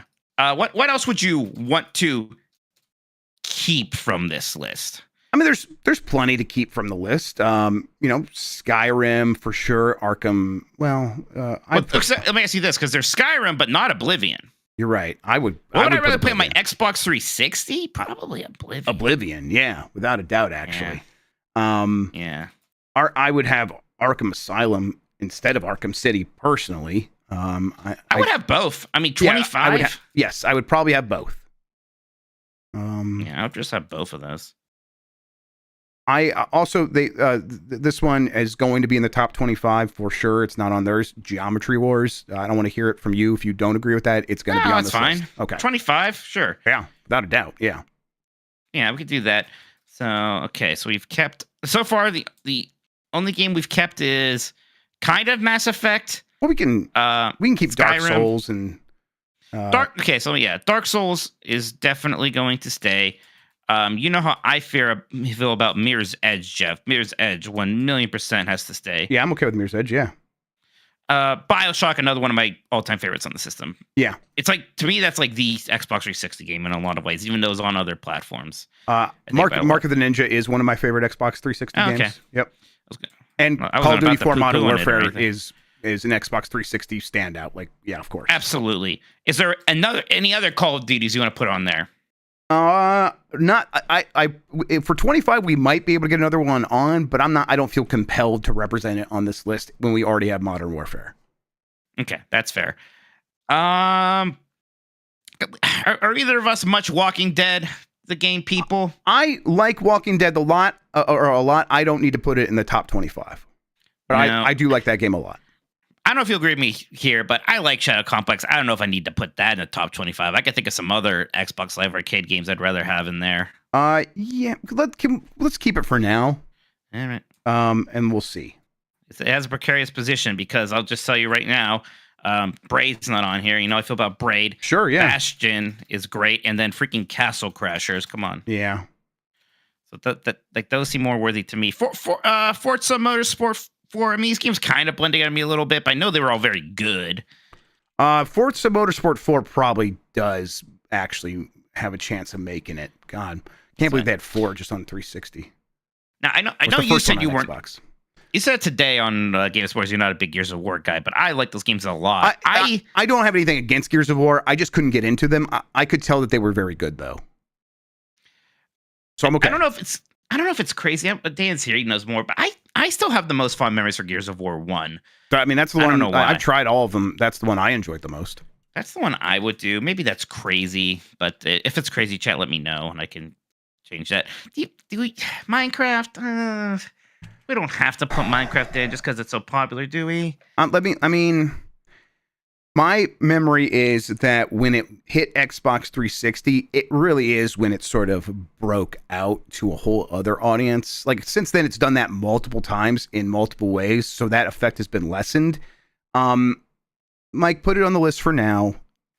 I think we probably will end up cutting it, but yeah, put it on the list for now. Okay, Big Fresh 37 with a super chat right now, and let's see, Viva Pinata. Viva Pinata, of course, with a bullet. Absolutely, it's actually criminal. That's not on this list already. Yeah. What do you think of Fez? I'm not a giant Fez fan. I couldn't get into it. I really respect what it was going for. It's definitely my kind of game, and yet some reason I couldn't get on its wavelength, which just happens sometimes. Trials HD, please. Okay. I am gonna keep Stick of Truth though. I actually like that game a lot. Trials HD. I'm seeing some other good recommendations from chat. Street Fighter 4. Street Fighter 4. Street Fighter 4 for sure. Ultimate. No, Street Fighter 4 Ultimate, right? That's what the best version was called. He's asking you, Christian. Ultra Street Fighter 4 is what it's called. Ultra Street Fighter 4, yeah. Yeah. I don't know if I need to have that and Marvel's Capcom 3 Ultimate. We could probably do that. Sneak King says Cody Owens. That's funny. Oh yeah, I want to keep Fallout 3. God, and okay, a couple more here that we need to keep. I think Fallout 3 and Red Dead Redemption 1. I know even you like Red Dead Redemption. Red Dead Redemption 1, right? 1 is a lot of fun. Question: Yes, Fallout 3 over New Vegas? I think on Xbox 360, I might rather play Fallout 3. Like New Vegas was so buggy, and Fallout 3 is awesome. It's such a good game. Yeah. Like it's really good. Like New Vegas clearly is doing so much cool stuff that 3 doesn't, but 3 is really good for what it is, which is a different thing than New Vegas. Here's my thing with the orange box. 1, it's kind of cheating. It's not that much cheating, whatever. But 2, boy, I'd rather just play those games on PC. Yeah. Like that version of Team Fortress 2, I don't think was ever updated. Which when you think about what Team Fortress 2 is, that's crazy. It's weird. Like it still just plays like vanilla Team Fortress 2, I think. Yeah, or close to vanilla. I played Portal on PC, and that's we don't have to include the orange box. The orange box I think was always like, oh yeah, it's on console. Weird. We should be able to check that now with that decompiler that they choose release. Yep. Didn't we we can see how those games look like? Yep, I would 20 years later or whatever. Yeah. I don't know if Tales of Vesperia. I didn't play. Maybe I played the version thing. I wish I played Lost Odyssey, so I could say if that should go on there because my guess is that it should. Yeah, people love. But I haven't really played enough of it. Rayman Legends. I'm throwing it. Yeah. Yeah, I never think of it as a 360 game. You Me know, neither. But it was really good on 360. That's a Wii U game. Yeah. Okay. I'm okay with that. We should probably have a Halo out here. We probably should, but like Halo 3, Halo 4. It would be 3. I don't think it'd be 4. People like Reach a lot. Right. I could probably just do Halo 3, right? Yeah, you could probably just do Halo 3. I respect Halo 3's multiplayer. If you want to win over the freaks, the Halo freaks, you put Reach on it. If you want, but we don't have anyone to win over here. Exactly.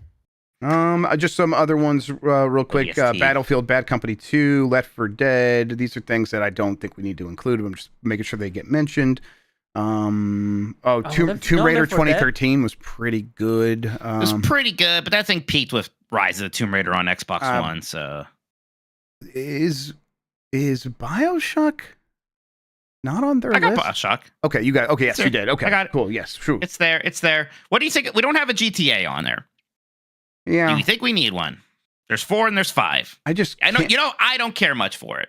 Yeah, I don't want to. I don't want to either. I think everyone can deal. Everyone's gonna have to deal. I want to. I would. Assassin's Creed Brotherhood I would actually put up there for top 25. Yeah, that's a good call. Yeah, that or 2, but for me, it's Brotherhood. Probably Brotherhood. Yes, Brotherhood. Sorry, Chef. I'm a Left 4 Dead freak. I love Left 4 Dead. What do you think? You associate that game more with PC. That's why you don't put it in. That's 100%. What if this was the best PC games from the same number of years that the Xbox 360 ran? I think Left 4 Dead would be on there. Yeah, one, that, and Oh, two. shit. I don't like it quite so much, but some people. What's up, Jeff? Burnout Paradise. Yeah, I just saw that too, and I was like, oh, okay. Burnout Paradise. How was Burnout Paradise not on this list?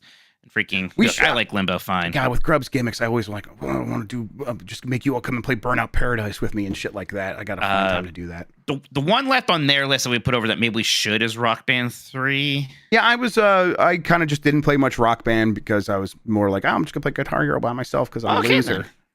But I mean, if yeah, you that's not included. I'm over. I'll tell you what. I got over all that stuff faster than most people. Yeah. Okay. Yeah. Same. What do you think of Fable 2? I'm seeing a lot of Fable 2. I like Fable 2. I've never really played Fable games personally. Put it on here. You know what? They didn't appeal to me. They had like, the really in your face British humor that was like not dry, but just weird and farts. Mm-hmm. I'm okay with Bayonetta 1. That series peaks so much more with 2. Bayonetta 2 makes me almost not like Bayonetta 1. Yeah. What about Vanquish? Did you play Vanquish? I love Vanquish. Yeah. Yeah, Vanquish. Played it then, sweet. and then I played it again when it came out recently. I got the re-release. Yeah, Vanquish should be considered. Okay. Why don't we maybe start figuring some things out here? I know there's probably some others that people would consider. Like Far Cry 3 was pretty good. I don't want to put it in the top 25 though. You're not a Super Meat Boy guy? I like Super Meat Boy fine. Okay. Just checking. I like it fine. Okay. All right. Cool. Let me ask you, Jeff, what games do you think could be number one? God, that is not as obvious as it is for like the Switch, right? Where we have 3 that are just clearly number one or the number one contenders, and even then, I think we're gonna disagree more on this console than a lot of other ones, actually. Yeah, I think so. For me, like if I just go with my heart of hearts, because it's the game that like I turn my brain off and just feel pure joy, it would be Geometry Wars. But I know that's not going to be number one. Not number one. You know what? I think to me, the Xbox 360 game is Oblivion. I think if I could like convince you to make number one, I'd be super happy. But I don't know, like, would that go over with you? At number one, it's a little hard. I know it's a little high, sure. But boy, I like it a lot. Top 5, sure. Here's the games that to me are like the number one contenders. It's Red Dead Redemption. It's BioShock. And then, it's Mirror's Edge. Those are like the 3 big ones. There's some other ones that are close, like the Arkham games, like maybe the Mass Effects. Yeah, can we do I'd rather have Mass Effect 2 than any of those at number 1. I thought you liked Mirror's Edge. Okay. If Mirror's Edge, I'd be more okay with than BioShock. You don't like BioShock that much? I get bored playing it. Yeah. Man, I love BioShock. See, I knew this is a contentious console for us. Yeah, it is. I think the thing is, it's just like a lot of like really good games on it. That's the thing with the Xbox 360. Just a ton of really good games, and you could get into your bullshit because like Xbox Live Summer Arcade. Like those were some of my favorite things. Trials HD and yeah. Let me start moving some of these ones up here that I think are going to be at the top-ish. Oh God, this is not working like I wanted to. I'm gonna go above it, not into it. All right, I got it. Oh, do you put Rock Band in the list? Sorry. No, I didn't. We talked about it. We decided not to. Yeah. So there. Okay, so Edgar Marino suggests I made a game with zombies in it. I like that game a lot. Not going to make the top 25. Big Fresh 37 said Doritos Crash Course. We should make that number 1. I could just do it like this. It doesn't matter what order the left side is now anymore. That's right. I'll do this to it down here so that it's saved. And there you go. Do all this. Okay, there we go. Okay, so you want Geometry Wars pretty high. Yeah, if I could get that like to the like number 5, number 6 slot, I'm okay want with that one pretty high. Yeah. And I definitely need to move up Red Dead Redemption, although I don't think you're going to let me get it too high. It could be pretty high. I'm okay. I just one's a lot. I get it. One's scary. Yeah, one is scary. It scares me, Mike. You like Asylum more than City. I think Asylum or Batman. Is God, maybe Batman Arkham Asylum at number 1. I would be okay with that. Fuck, that game rules. That game's very good. I'll let you. We can put it above BioShock. Okay, I'd love to see it. Do we do that? Oh, I'm going to put Red Dead Redemption. Okay, so for audience, so here's what I kind of like. This is what we're working off of at the top right now: 1 Mirror's Edge, 2 Geometry Wars, 3 Oblivion, 4 Arkham Asylum, 5 Red Dead Redemption, 6, BioShock. 7, Arkham City. Actually, no, 7, Mass Effect 2. Mm-hmm. 8, Dark Souls. 9, Arkham City. Like 10, Modern Warfare. This is where we are at the moment. And that's mostly looking good to me. I mean, I would like to get Brotherhood up at like into the teens at least, and Burnout Paradise in the teens, Fallout 3 in the teens. Okay, so let me think here now. Yeah, God, it's just a lot of good 360. When I did that thing where I tried to figure out how many games I beat, this was the system I played the most games on, actually, it turns out. I mean, Xbox 360 really is kind of a peak library. Yeah. If it wasn't just for the fact that, it kept melting its inside components, yep, we would have been in heaven with this console. Yep. Okay. So then I think so like this top 14 now has got, I think, a lot of the ones we really like. Mass Effect, I think 1 is still very good. Yes, I love Mass Effect 1. Yeah, God, I'm gonna play that Legendary Edition. Yeah. What's the next game you would want to move up here? I do like Mark of the Ninja a lot. Vanquish, Vanquish doesn't even move up too much. Viva Pinata. God, I love Viva Pinata. We can move Viva Pinata. All right, I'm glad. Right after that, we yeah, can keep Mark and Ninja there. Then You can move down Shadow Complex if you're kind of on the bubble for that one. Let me put Gears of War 1 over Shadow Complex. Yeah, I'm okay with that. At least I want to put Braid over Shadow Complex. I don't know if I can abide that. Yeah, I'm okay with that. That's fine. I like Shadow Complex. I did not fall in love with the way some people did, but maybe a top 25. I like Castle Crashers better. I like Castle Crashers better. I like Bastion better. Did you like Bastion? I don't love Bastion. I've tried it a bunch of times. I just, yeah. Boy, that studio went on to make Hades, though, so that's pretty cool. Yeah. Well, so definitely put. Where are we at in terms of the border there? Okay, so we're still not quite at 25 for how we're going to get rid of 4 games. So yeah. And I got Street Fighter 4 up here, and okay, you can move down Motorsport. Motorsport can be dropped I think off. Forza's not going to make it. Yeah. I don't think Fable 2 is going to make it. No, it's not. No, I would take Vanquish over that. Trials, Minecraft, Bastion. Yeah. And I don't, man, it's gonna be so unhinged when our only Halo game is Halo 3 at 25. But but I can't not have Vanquish on the list. Vanquish needs to be on the list. Can I get rid of? Can I put Vanquish on you your can get rid of Shadow Complex? Yeah, totally. Yeah. I don't like Shadow Complex that much. Okay, so the 4 that I think we want to get rid of, I think this is right, is Minecraft, Shadow Complex, Fable 2, and Forza Motorsport 4. Yeah, that's fine. Yeah, and I like. That's fine. I didn't mean to mention Forza Horizon 1. That's a good game. Not going to make the list. Mm-hmm. Yeah, I see some people are saying like Final Fantasy 13. I don't think that's quite going to make it. Yeah, okay. I'm looking at this now, and I do not hate the list. I feel like look. I love Mirror's Edge at number 1. I kind of feel like I'm getting away with something because so many other people yell at me about how they don't like that game. I mean, you are getting away with something a little bit, Mike, for sure. But like, I do love Mirror's Edge. God, I do. Look, Oblivion or Asylum. Those are the 2 that I would like try to push up above it. But this is not like a line in the sand moment for me, Mike. And I do listen. I love seeing Geometry Wars at number 2. Like personally, that's pretty cool. That's my little gift to you. That's my little gift to you, Jeff. We're such good friends. Like if you are that hot for Mirror's Edge, I kind of don't want to stand in the way of it. Because I don't just like that game. I love that game. I love Mirror's Edge. I like it more than maybe any game on this list except for BioShock and Red Dead Redemption, which you're just not super hot for. Yes, correct. I get it. It's the one game I am the most confused more people don't seem to like. Like even in the chat right now, people like someone just said, sorry, Mirror's Edge is bad except for the gameplay. That's the game. There's so little else in that game but the gameplay. And also that includes the aesthetics, like the visuals and music, which are fantastic. So I don't know what. Can we make it Mike Minotti's Mirror's Edge, just so we know, everyone knows it was you that did it? Mirror's Edge is boring. How I just don't get. How is that a boring game? How is it a boring game? It's a really fun such game. a dewy, like action-packed, fast-paced game. All right. look, I just don't want to be. I almost doing it to save myself from having to read people get mad at me about Mirror's Edge, just putting Arkham Asylum on the top. Mike, this is not like a competition. You're losing against Chad. You don't need to get shoot hot. I'm not losing. Look, Christian, when we're getting yelled at and having to feel like you constantly have to correct people, like, no, what do you mean? It's annoying. I guess you're right. Also, it's cool to see Arkham Asylum #1. Mike, listen, if you want to live your truth, I will support you in this.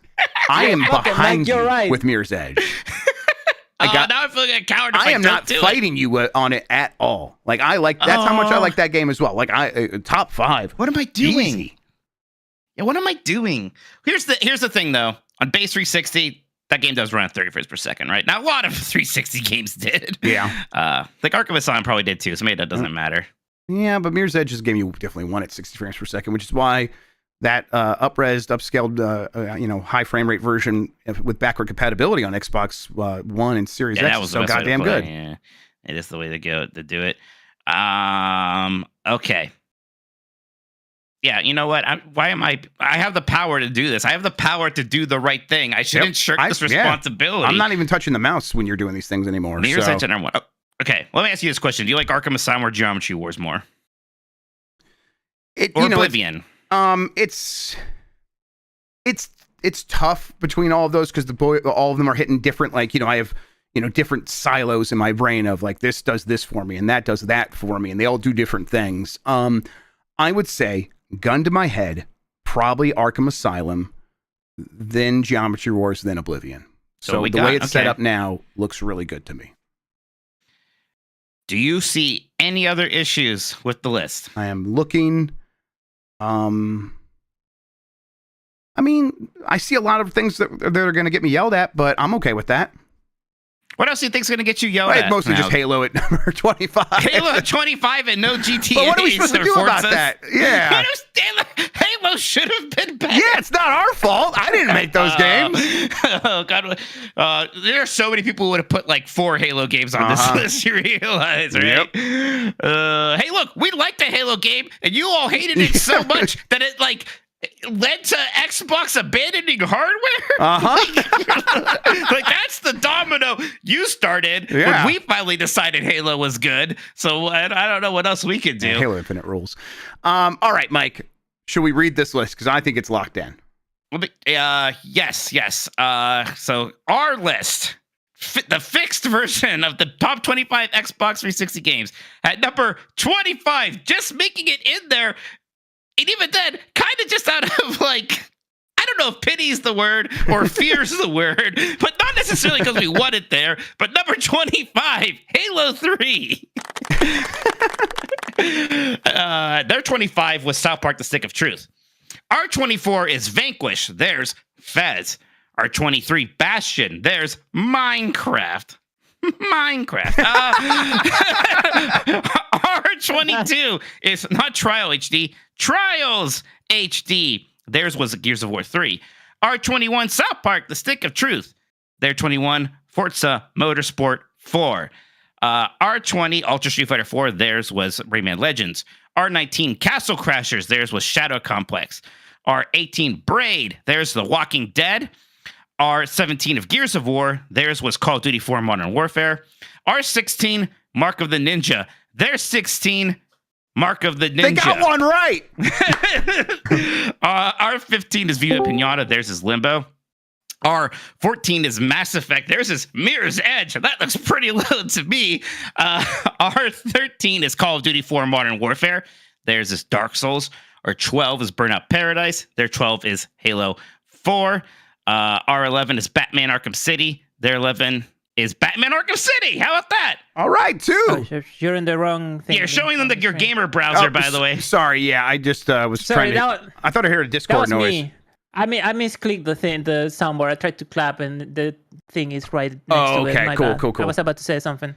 Next, so that was Arkham City. It was 11. Number 10 is Fallout 3 for us. Theirs was BioShock.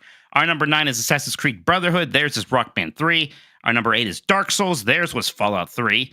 Our number 7 is Mass Effect 2. Theirs is Red Dead Redemption.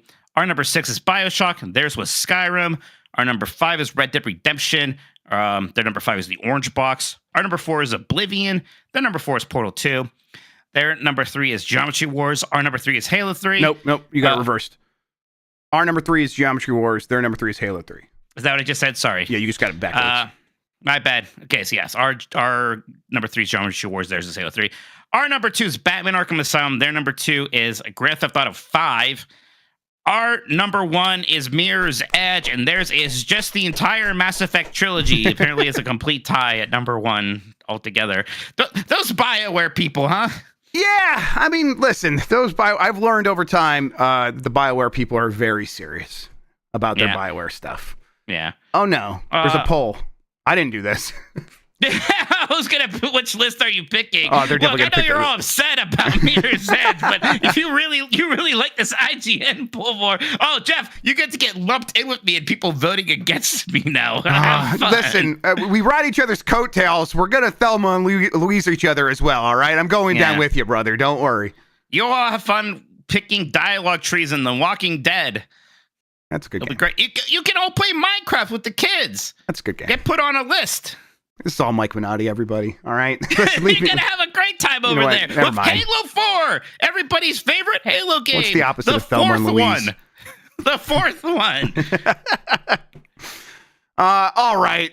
Thank you so much for reading all that, Mike, and helping us get through and fixing that list. I do think that we've done good work here, personally. I'm happy with it. The other list doesn't have Geometry Wars at all, everybody, and that's a joke. That's a fucking joke, actually. That's not serious gamers, all right? We're serious gamers right here. And if you can't handle that, how is that our fault? Yeah. Tell him, Jeff. All right, let's take one more break. When we get back, we'll talk about what we've been playing and clean up any super chats that we didn't read and that were a part of that and all that good stuff right after this. Mass Effect trilogy. It's not a game. Break. All right. I'm good to get back into it. You guys do this. Are we gonna? Mike, are we doing? No, do you it's know up that to Concord? Jeff. Yeah, Christian, how long do you think it's going to take for real? Like 5 minutes? All right, let's do it. How would it take 5 minutes? You have to set it up for one thing. Oh yeah, what do I have to do to set it up? It's the image is on the Just on dock, the dock. right? Yeah. Yeah, it's just like copy and paste it on your browser or whatever. Yeah, let's no, not going to paste into this one. All right, I'll get a different dock then.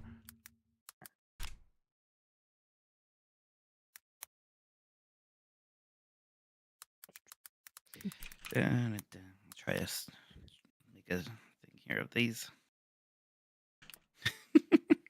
It's not going to work, huh? All right, well then I'll just bring up this dock.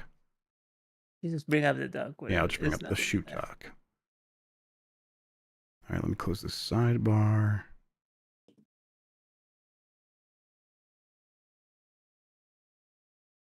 Boom.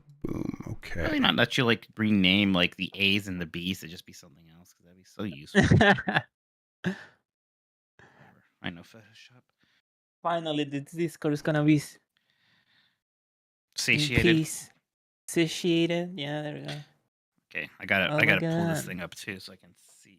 It's all in the. It's dock, right there in the isn't it? dock. It's Yep. on the dock. Okay. Okay. It's been on the dock for like 2-3 months. Yeah. I'm not doing it. I said, hey, should we do this? And you would say no. You would say no. I remember. Now it's time. I will not take Oh, shit. responsibility for this. I'm still worked up. People think I'm shooting up. This is a good worked up. I'm like, I have righteous fury. I know I did a good thing. I'm proud of myself. All right, Samuel L. Jackson, relax over there. This was a good thing we did today. No way. People should scroll voting in this poll. I don't believe you people. Yeah, you don't really think that they want that if they had a group of 25 Xbox 360 games, they would want that left one.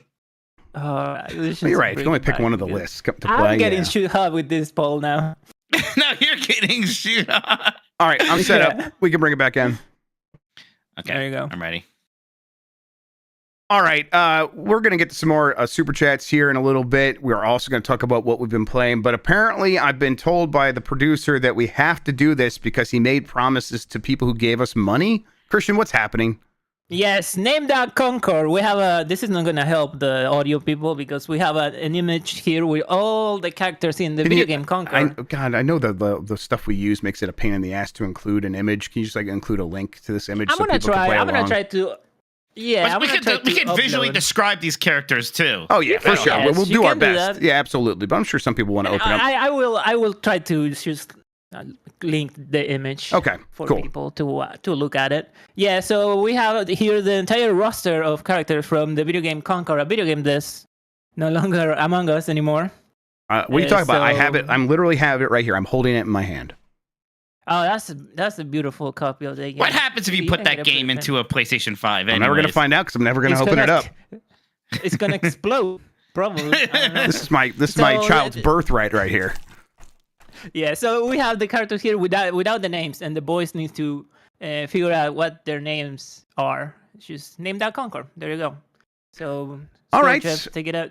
Okay, so let's start. I'm just going to go in order, starting with the one on the top left, which is a yellow trash can. He's a robot. Mike Minotti.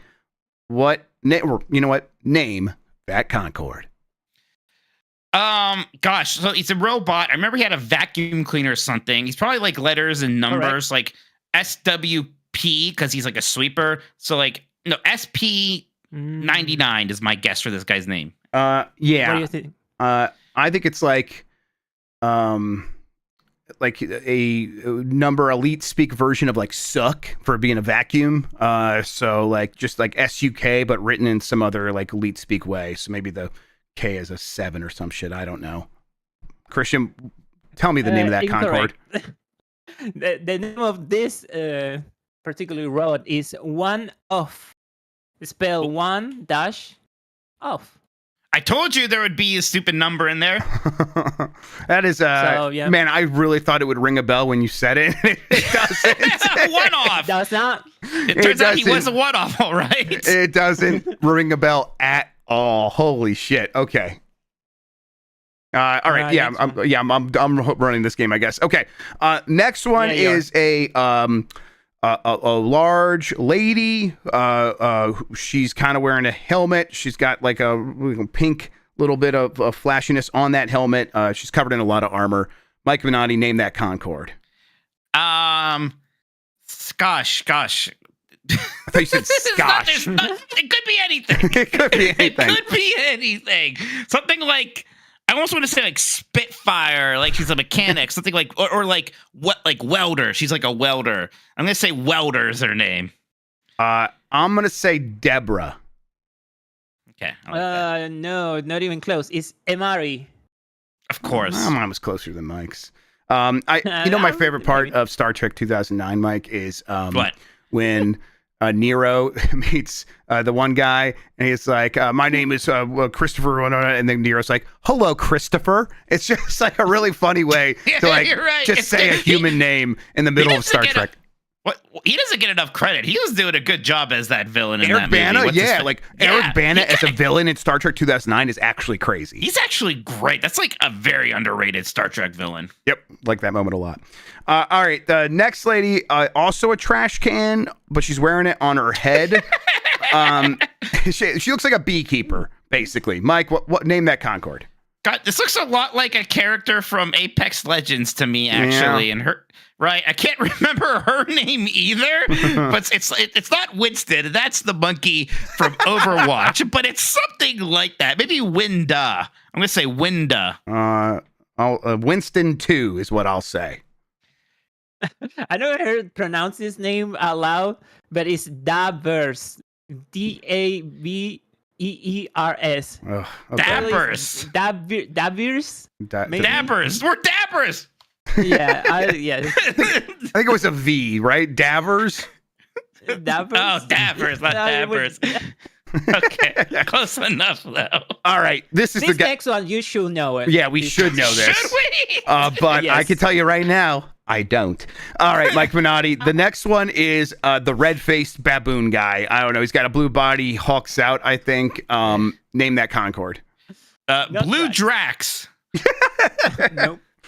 Yeah, I'm gonna say Rock McLarge Huge. That would be a pretty good name. No, his name is Star Child. Star Child. Shit. Okay, that one does ring a little bit of a bell. But if you Yeah. would have told me one of these characters was named Star Child, I would not have picked him.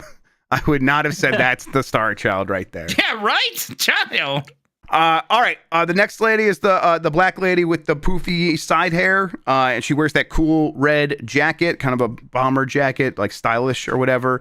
I think she used knives. I think I played as her a She little runs bit. around with 2 knives. She was a fun and character. fucks your shit up. I played as her for several hours. But Mike, you named you that should know the Concord. name. Which I should. Yeah. Let's find out. Knives Out. All right. I do want to say like this one's like Deidre or something, but I could be a million miles away. Incorrect. It is Bass. Bass. Bass. Like from Mega Man? BASS. Oh, not like from Mega Man. Yes, the same, exactly the same person. Next one is Green Elf Gremlin. She actually looks like basically a gremlin after they eat after midnight or whatever. Mike, name that kind of Yeah. Lily Pad. I'm gonna say Elon Musk. Nope, Itzy. Itzy looks right. I could believe Itzy. All right. Next one is an alien in a full like space suit, but the helmet is like 4 sizes too large, and it has a red the Doom visor. guy? Yeah, kind of. Yeah, Chibi Doom guy. Yeah, Mike, name that Concord. Doom Kid. Doom Kid is pretty good. I'm gonna say Daft Punk. Nope, Roka. Roka.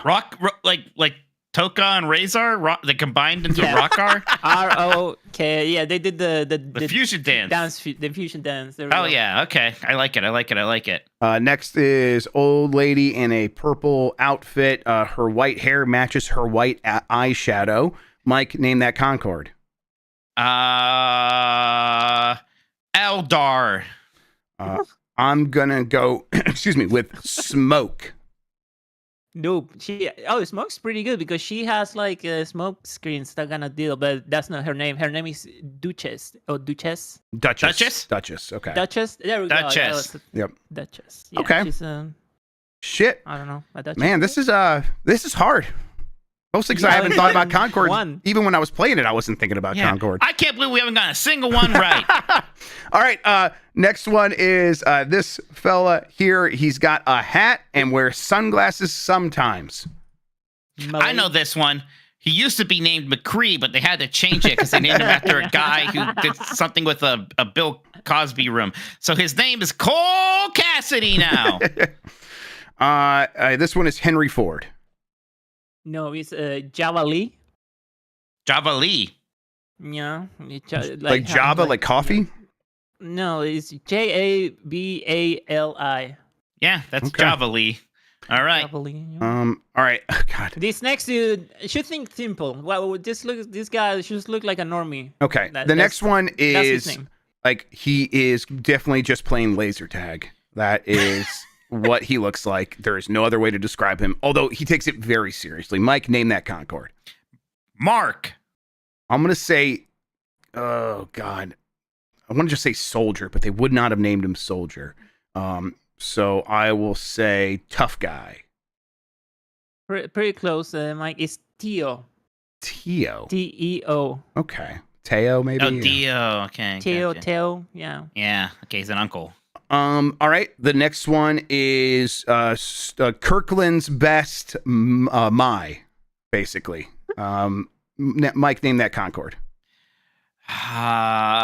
Linda. I'm No. gonna say Josephine. No, it's Daw. Daw? Yeah, Daw. DAW. Okay. Daw. All right.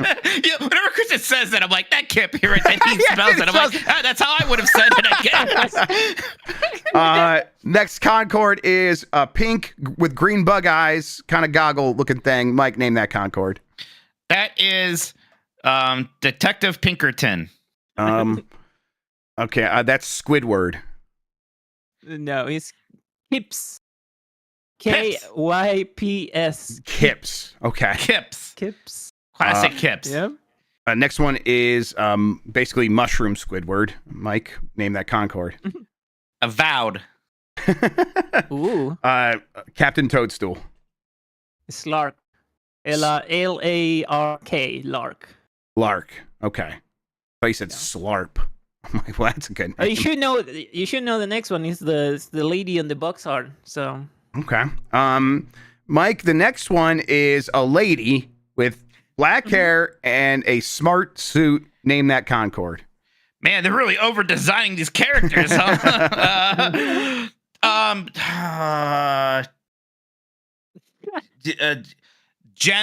Not Jessica and not Jen, Jenica. Okay, that's a problem. John good. Concord. Chad is saying Miss Concord, by the way. For Are they really? I'm not looking it at would be a chat. pretty good name. Yeah. Her name is Haymar. Haymar? It's Haymar. Haymar. That's Haymar. All right. Yeah, Oh shit. my favorite character. This my guy. name. All right. Shout out to Haymar. Rest in peace. Next one is the guy with a lot of attitude. What is his analog to like Guardians of the Galaxy? He's He's just, Michael Rooker. It's young. yeah, dude. you're right. Yeah, totally. Okay, Michael Rooker, but generic. Mike, name that Concord. Yondu? He looks younger than Yondu. Jesus Christ. I was just going to say Michael Rooker as a joke, but then you asked me, who does he look like? And then I couldn't say it as my answer. All right, I'll go with Lizard Boy. It's Lennox. Lennox. Lennox. I tell you what, one of the first times where I'm like, that looks like a Lennox. Yeah. Right? Also, that one does vaguely ring a bell as well. That's like the third one where I'm like, oh, I kind of remember that. All right, this last one, I don't even remember that she was in this game. It is a black lady She's with a sniper. goggles up on top of her head. She's wearing a hat backwards, I think, and it's got a scarf around her neck. Looks pretty cool. Mike, name that Concord. Spark plugs. It looks like she's got little electrical things on her head. Yeah, Spark plug.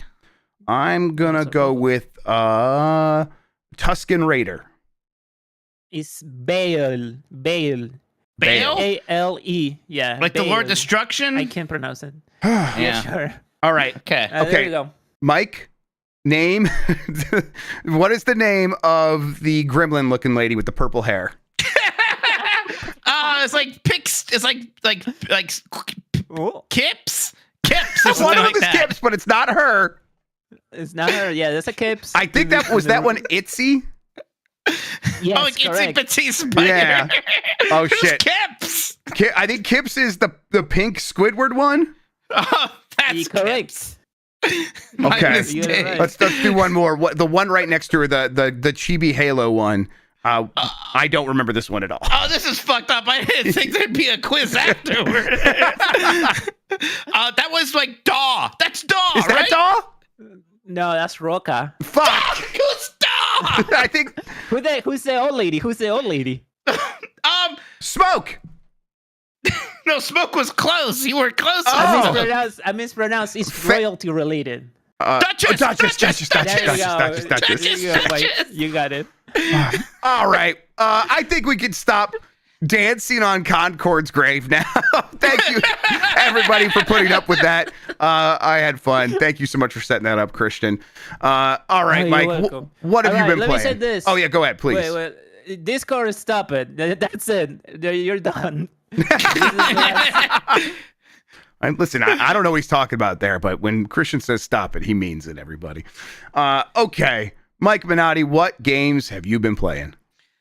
Can we actually take a break? Because I have to take Penny out. And also, You know what? I think we should take a break. I'm sick we of take you. a break. I have to think of a good reply to Dan Ricker, who thinks that my list is insane because I don't like Mirror's Edge. I'm Dan. I only like Dewey games, except that one because I'm bad at it. Boy, Mirror's Edge is so good. He's so good. All right. Yeah, well, I've got to take the dog out, so I need right. a break. There we go. Oh boy. All I'll right. be right back.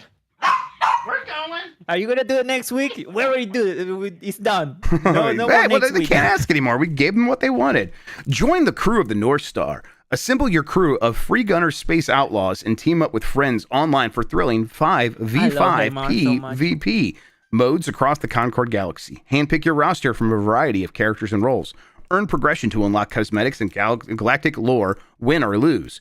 Change the course of a match and help lead your team to victory. Team up with friends on PS5 and PC with online crossplay support. This game sold 25,000 copies. I legit Every really day. like the gameplay. Oh yeah, it's like there's nothing wrong with it other than it just repulsed people in some unconscious or like subconscious way. Do you know that the main mode wasn't, when they were making the game, it wasn't the main mode, the final game? You know how you should play like Team Deathmatch? The main mode was supposed to be that one where you ban characters, or like if you win, you can't use the character again. Right. There was so much thought put into that. You could tell that was clearly like the way that they were making this game, and then they got some like last month feedback. And we're like, I guess we got to try and make this game as appealing as possible. Get rid of some of the friction. It's just a fucking team.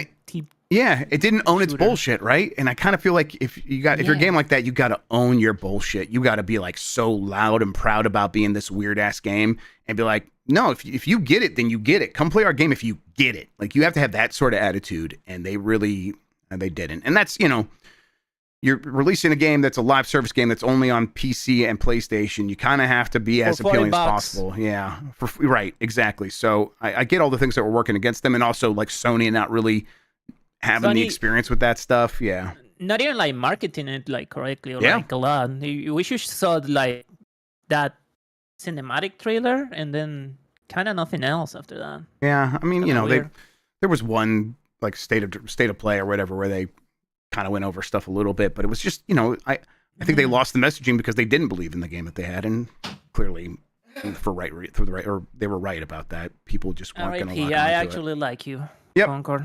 Yeah, I mean, it was like, it was a 6 or a 7. It didn't deserve to like complete. It deserved to find some people who liked it, which it did.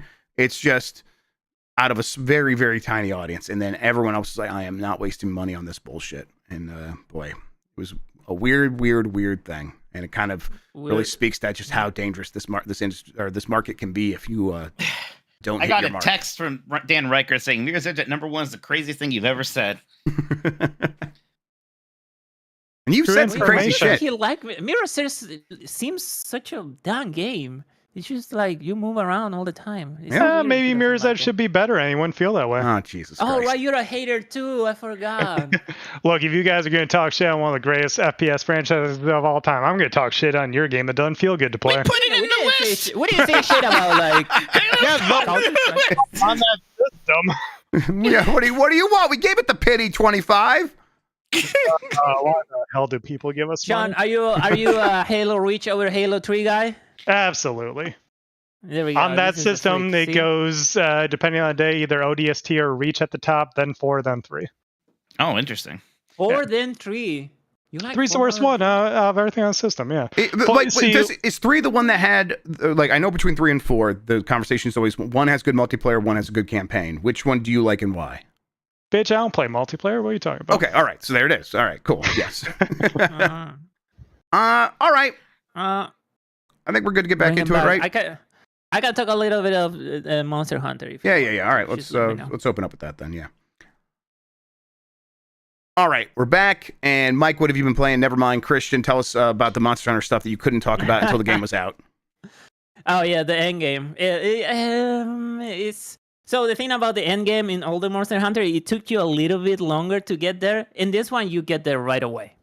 You hit certain high Monster Hunter rank, and you are there, and there's just not a lot to do, not a lot of different monsters to hunt. It doesn't feel like there's a variety. In World, you have these two systems where you hunt temper monster, and then to build your stuff, and then you go to the guiding lands to upgrade your stuff, and it was a nice back and forward that you do. And this one doesn't have that. This one is just you hunt one guy all the time, or you can cheese it and do like this weird. It's not an exploit. It's just a farming people is doing now for this resource that gives you more of the stuff you need to upgrade your armor and kind of stuff. And that's it. Now we're just waiting, and it's been. I don't know, the game's been out for a week, and everybody's kind of doing that. Like, everybody that plays the game a lot is doing that in that state. And we hit that state really fast with this game in a way we don't hit it in other games. So that's kind of my I call it grudges, but it's is a thing that I don't like. Yeah, it's. I And- mean, it's almost like something like you're noticing that is like you're not jiving with as much because again, you like this game.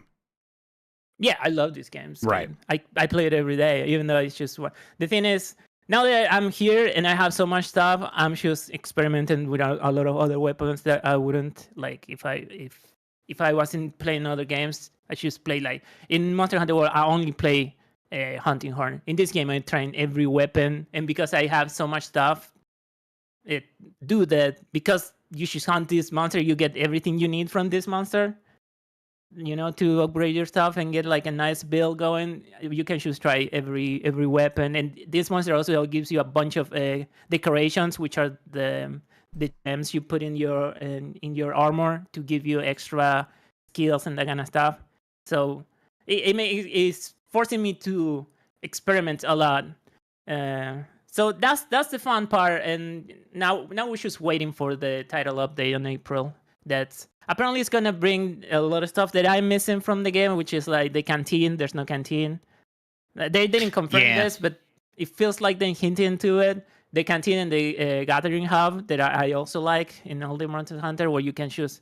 In other Monster in World, you can have like a Steam group, and people in your Steam group will show up in that canteen regardless where they're in the lobby they were playing. And that was fun because I was in the Jam Bomb group, and you see other Jam Bomb folks in there. Hopefully with the squad now, that's also how it works. If you're in the squad, you go to the gathering hub, you can find those people there. It was like a nice social space. Sure.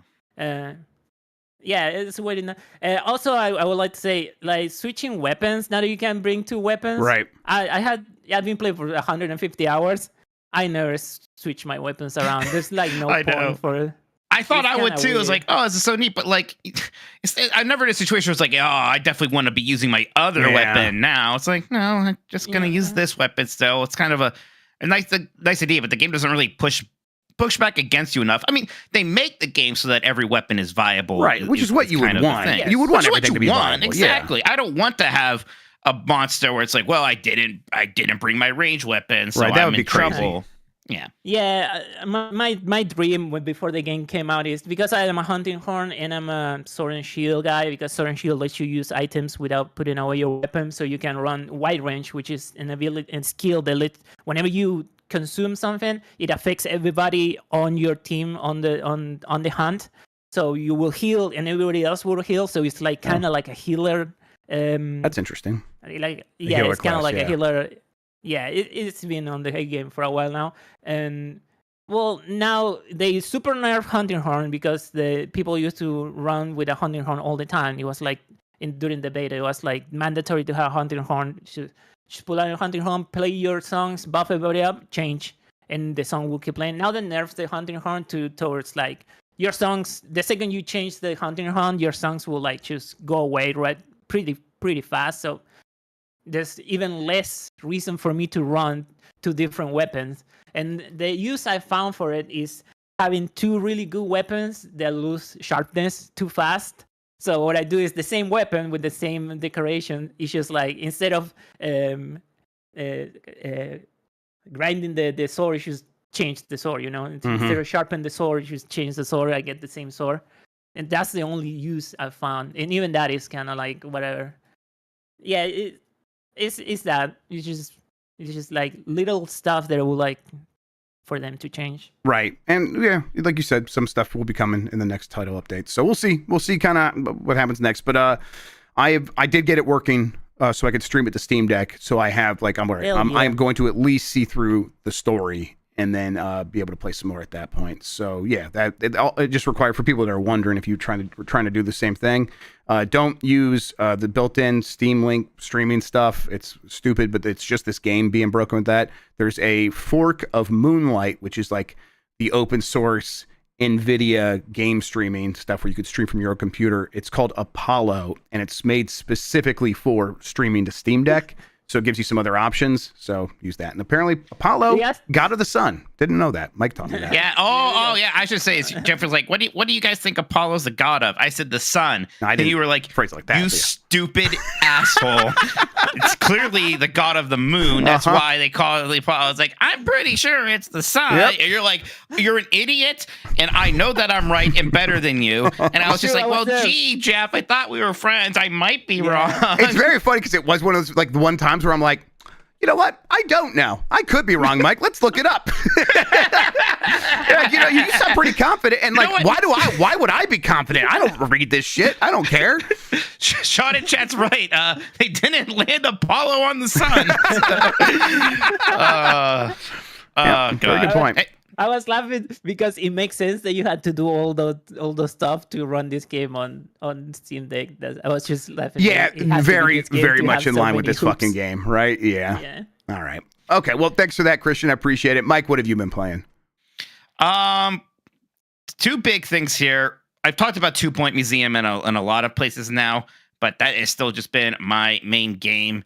I'm really enjoying the loop where it's like, like now you have to get 3 stars on like a few of your museums. Now I'll get 4 stars on most of them, kind of leading me to, I think, like the main objective getting 5 stars on all of them. And it seems like there's even more stars beyond that might be a bit more optional, but I definitely at least want to get 5 stars on all of them. I spent a lot of today improving my aquarium, and I actually like got these exhibits that are just big outdoor ruins. So I was able to make this kind of like pretty outdoor section of my museum that has these ruins that I made these paths around them. I just really like the way that look.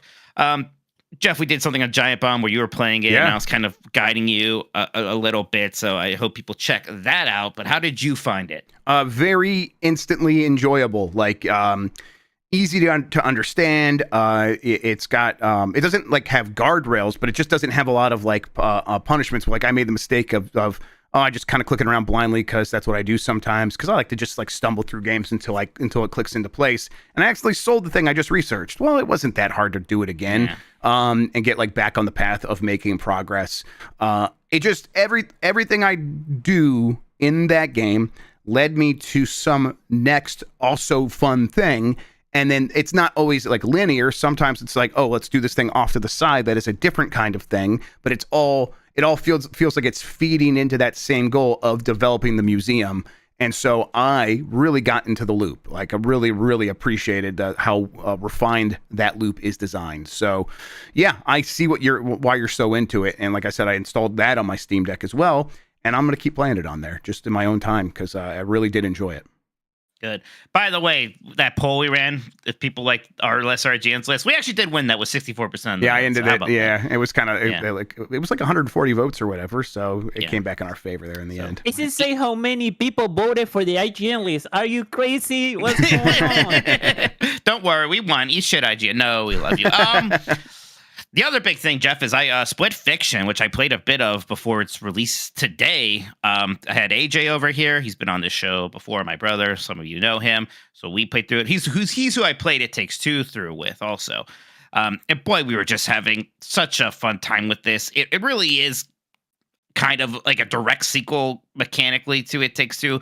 A lot of that same stuff. But that stuff was great. And nobody else is doing it like this. And there's just so many fun ideas here. It's almost a little bit, again, like that Mario Galaxy 2 energy. There's just always some fun, interesting thing happening. It's a game where it's impossible to get bored, right? You just got to stop playing because it's too late, right? Somebody's got to go home. But yeah, just having an amazing time with that. I think some people have heard about it, but the sequence where like one character is driving a bike and the other character is riding in the back, and for some reason they have to like get onto a phone to try to defuse a bomb, but the phone's got like the lock-in screen and then the gotcha. You're trying to do all this stuff. It's absolutely hilarious. There's like another silly segment where suddenly you're both pigs, things like that. The story seems fine. Some of the dialogue a little cheesy, but it's mostly fine. I'm excited to see the characters become friends. First, they don't like each other because they're just so different, Jeff. The one writes sci-fi and the one writes fantasy. And as we know, it's impossible to bridge that gap. Those two things never intertwine, right? When Sci-Fi Channel showed fantasy shit, I would call and I would complain. And imagine the Sci-Fi Channel had professional wrestling on it. How disgusting that would be.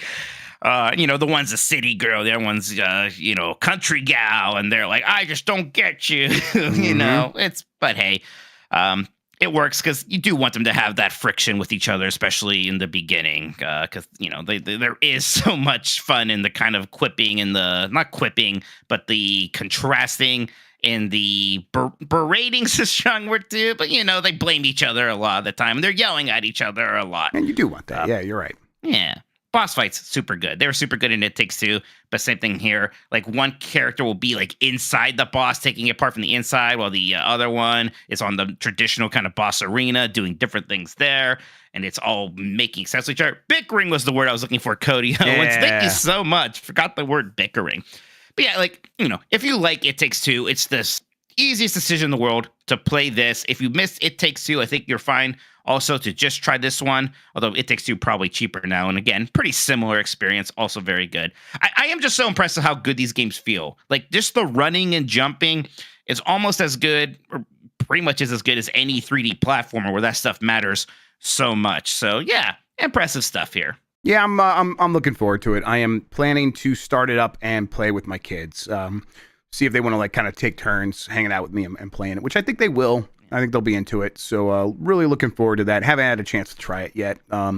Actually, that's one of the reasons I got the Xbox set up. I'm like, we'll just use the Xbox because then if they want to play it upstairs, we'll use the S up there to play it. So looking forward to that. I should make you play the divorce game with me sometime, though. I mean, absolutely. We could do a Grubb's gimmicks on that or something. It's, I haven't beaten this game, and I do hope it's not quite as long as It Takes Two. I think it's about exactly as long as what I've heard. It's about 12 hours. It's you don't want to be like, oh, too much of a good thing. And it's, again, you don't ever get bored, right? But it is always kind of like, I'm surprised this is still going, kind of at a certain point with It Takes Two. Dan talked about it, and he mentioned, I don't think he had beaten it either, so maybe this is not the thing that I want it to be, but he implied that the pacing was better than It Takes Two. So yeah, hopefully you can maintain that throughout the entire game. We'll find out. I'm looking forward to it. Like I said, I would love to play It Takes Two because, again, never played that. The thing I spent some time with this week was 2 Point Museum. Haven't had too much time for anything else. You're halfway through Grim Fandango. I'm halfway through Grim Fandango, though, and I am enjoying that. That is a lot of fun. The Rubikava was like a really fantastic setting. It lived up to the billing of you building it up, Mike. It does deliver, and I really like every character I interact with now at this point. Everyone's got a lot of character, and and I think I was surprised. It's like, Glottis just keeps becoming more my favorite character all the time, and just everything they say is making me laugh. And then you run into the bees, starting up the Union, and everything they say is hilarious. So yeah, I'm just really, really enjoying that game. Yeah, I'm glad you like Glottis. I think Glottis and Manny are like the two greatest best friends in video game history. Yeah. Yeah, I love them so much. That's why I watched your VOD from the last playthrough, and it was fun. I got to make sure I'm there next time, though, because it just kills me to watch a VOD of you needing help and me being unable to help. Yeah. I was like, and that was the first VOD where that had happened with that, because if you're not there, Octo's been there, and Octo's been helping, but I streamed a little bit later, so I think Octo was asleep. So I was a little bit on my own, and I'm like, I want to kind of just keep trying here, but I'll glance over at a guide here and there, and that's kind of what I needed to do, and it helped. Yeah. Plus, the way you're playing it, like, too, where, you're playing it every, once a week or so, it is kind of rough, because you do kind of forget a little bit of what you were doing. Ideally, you would want to at least, like, play through a whole act in a sitting. But yeah, that's the plan. That's the plan for this next one. Is I'm going to try to do a whole act in one sitting, although I'm going to try to do my taxes this weekend, and that's going to be a whole mess. That might take up the whole weekend. We'll see if we can get it going. I got to do that soon, too, yeah. Yep. All right, Mike, anything else? No. Cool. Sounds good. We're going to wrap it up then, everybody. Super chats. Yeah, more super chats. I do think more came in. More super chats. I think we did have some come in. Let me get these up here right now. Find out where I like some of these people already yelling at us. Paying money to yell at us is fun. Yeah, that's good. Okay, Big Fresh with that penis bike, I'm sure was the last one. Clayton Tingle, another first timer. Thank you so much for the first time super chats. If Bluebird Team is making more Silent Hill, do you think there is any chance they develop 1 3 at the same time? No, I think they would just do one or the other. You could still just turn both of those into full games. Right. And those are the ones that are like related, right? 2 is separate, but 1 and 3 is a sequel to 1. Yeah, that's my understanding. I haven't played them, but my understanding is people think it would make the most sense if it was 1 next and then 3. So we'll see. Those are all liked games. Like doing 2 first does make the most sense. Yeah, I think there's a chance that like they do the thing where it's like, hey, we are going to make 1 and 3 back to back, so let's like kind of combine those budgets so it gets like be a little bit more efficient. So let's just keep the team together and go from one to the next. But I don't think they then put out 1 and 3 as one game or something like that.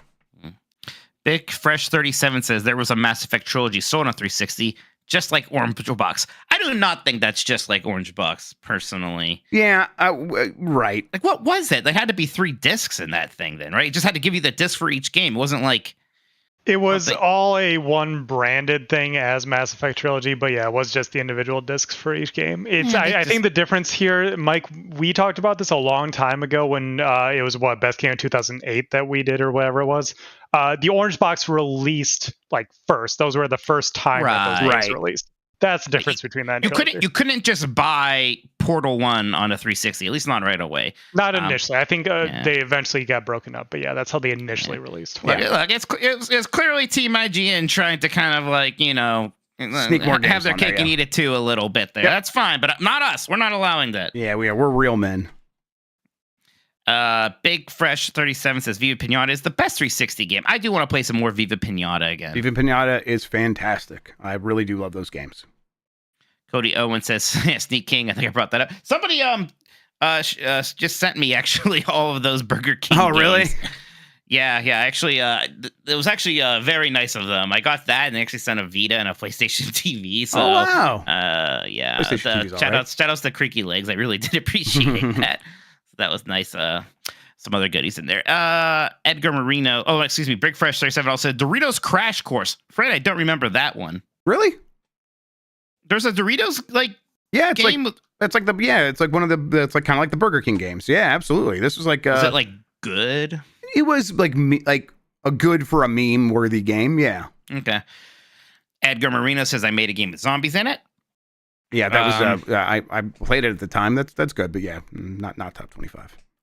Oh, John Crowley says Grid, Project Gotham Racing 4, and Ridge Racer 6, Clap, Forza, and Burnout. Maybe Forza, but Burnout Paradise is so good. Yep, definitely. Yeah, I did forget about Split Second though. God, that's a good game. I love Split Second. Big Fresh 37 says Halo 3 is the Donkey Kong 94 of shooters. You lunatics! I don't understand. People are mad. It's on the list. Yeah, what's the issue? It's on the list. Gary DeBrown says, I just finished Star Wars Outlaws and agree with Grubb that it's my 2024 game of the year. That wasn't my game of the year, but it's very good. I'm so bummed we'll never get a sequel due to bad tuning on release. Yeah, I mean, that game could have just really used another couple months, huh? Yeah, I mean, and definitely like they should have got people out off that first planet faster. I think that was it has a bad Pepsi challenge taste in your mouth. Like it would have failed the Pepsi challenge. Mm-hmm. Next one here is from Tuber says, can we never talk about Concord again, please? Penny. I'll see what we can do.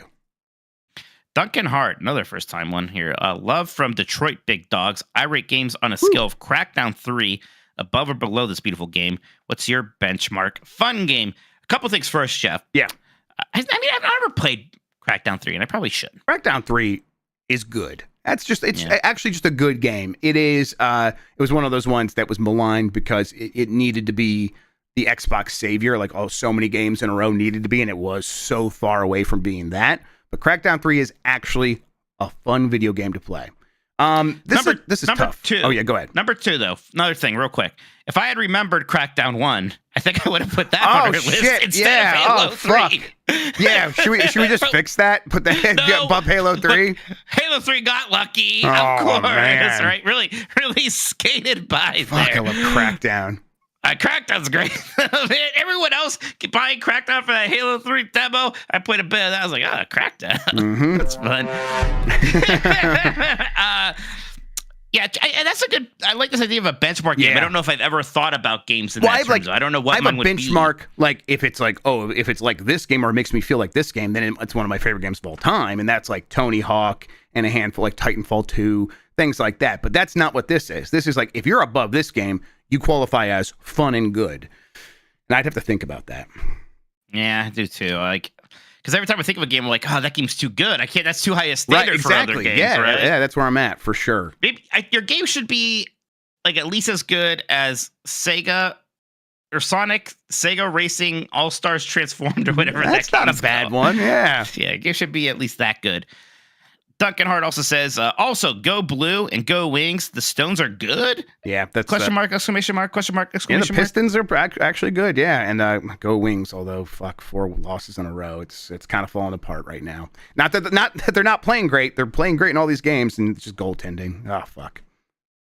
Big Fresh 37 says 2 Point wrestling promoter. God, there's so many good other things 2 Point can do. People are saying 2 Point mall. I was like, ooh, I liked 2 Point stadium. I mean, they can even just do 2 Point city, right? Yeah, Why not? you're right. Yeah, 2 Point casino is what I was saying the other day to you. I would love that. Yeah, whole bunch of stuff. Yeah. Resort. Is that more difficult? You think because of we know people could be a little aware of gambling games, even though it won't have gambling in it. Yeah, I mean, only just recently did Belatro get an appeal to happen for Peggy to get rid of Peggy 18 in the UK. So yeah, I think they apologize, like, oh, we're sorry that we cost you money for no reason. I don't think so. Yeah, cool. They don't give a The Chris Pratt says 2 Point Mario arcade operator. Well, there you go. Thank you, Chris. That's the best idea yet. All right, Mike. Anything else? Mikey O'Leary just says 2 Point Airport 2001. It reminds me of that tragedy. There was I saw an Instagram reel or whatever where some guy's trying to talk to his wife and he can't stop laughing about this page that this kid was coloring at her church-backed daycare kindergarten thing, and it was just a black and white picture of 9/11 that she was coloring. It was like, well, why did they give her this? This is crazy. Oh my God. Never forget. 9/11. All right, Mikey, where can people find you on the internet? What you got going on? All that good stuff. You got a new Twitch. episode of 90s Disney, right? Yes. We have an episode about the Disney Cruise Line, so check that out. The history of that. It was a good time on Twitch and Blue Sky at Tolkoto. We've been having fun over on Giant Bomb. You finished Blues Brothers 2000. I did. You guys are making me play Fester's Quest. So don't miss the start of the Mitcher's Quest. I don't know if we've workshopped the name yet, but I'm going to play Fester Quest starting on Wednesday. God, Jerem already made the art, so we must have told him something. Ali Miracle says 2 Point Podcast. 2 Point Podcast. Wow. It's a 2-star That'd be real podcast. sad. Yeah. That'd be real depressing. Just setting up your basement and your wife's like, come on, no one's going to listen to this shit. Please come back upstairs. Like, no. Right. I want to talk to my friends. You have to get a better help deal just to trying to make some money. Silence, woman. I need to shit on Halo 3. Goddammit. Yeah, that's a good podcast right there. Yep, Mike's right. Plenty happening over there on Giant Bomb. Tune in for that. Guys, it's Friday already tomorrow. All right, yeah, we're gonna have UPF and BCR and all that good stuff. Game Mess Mornings will be back. That'll be happening too. And then this What's the week, name changing? when the art and the music is like all together and done and stuff like that. So probably early next week. I never give you permission to use the phrase "game mess" over on Giant Bomb content. All right, you suing us, stabbed me everybody. in the back. That's Everyone betrayed me. I'm fed up with this world. There it is. Go put it on page 6, everybody. They're fighting over it. Mike Minotti sues Giant Bomb. Oh, there we go.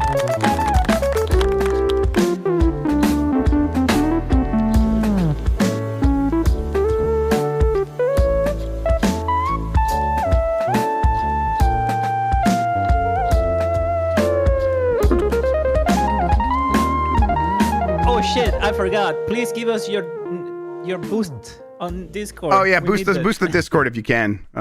Please. Bye Thank everybody. you. We love Play you. Donkey Kong. Yeah, play Donkey. Sean is right.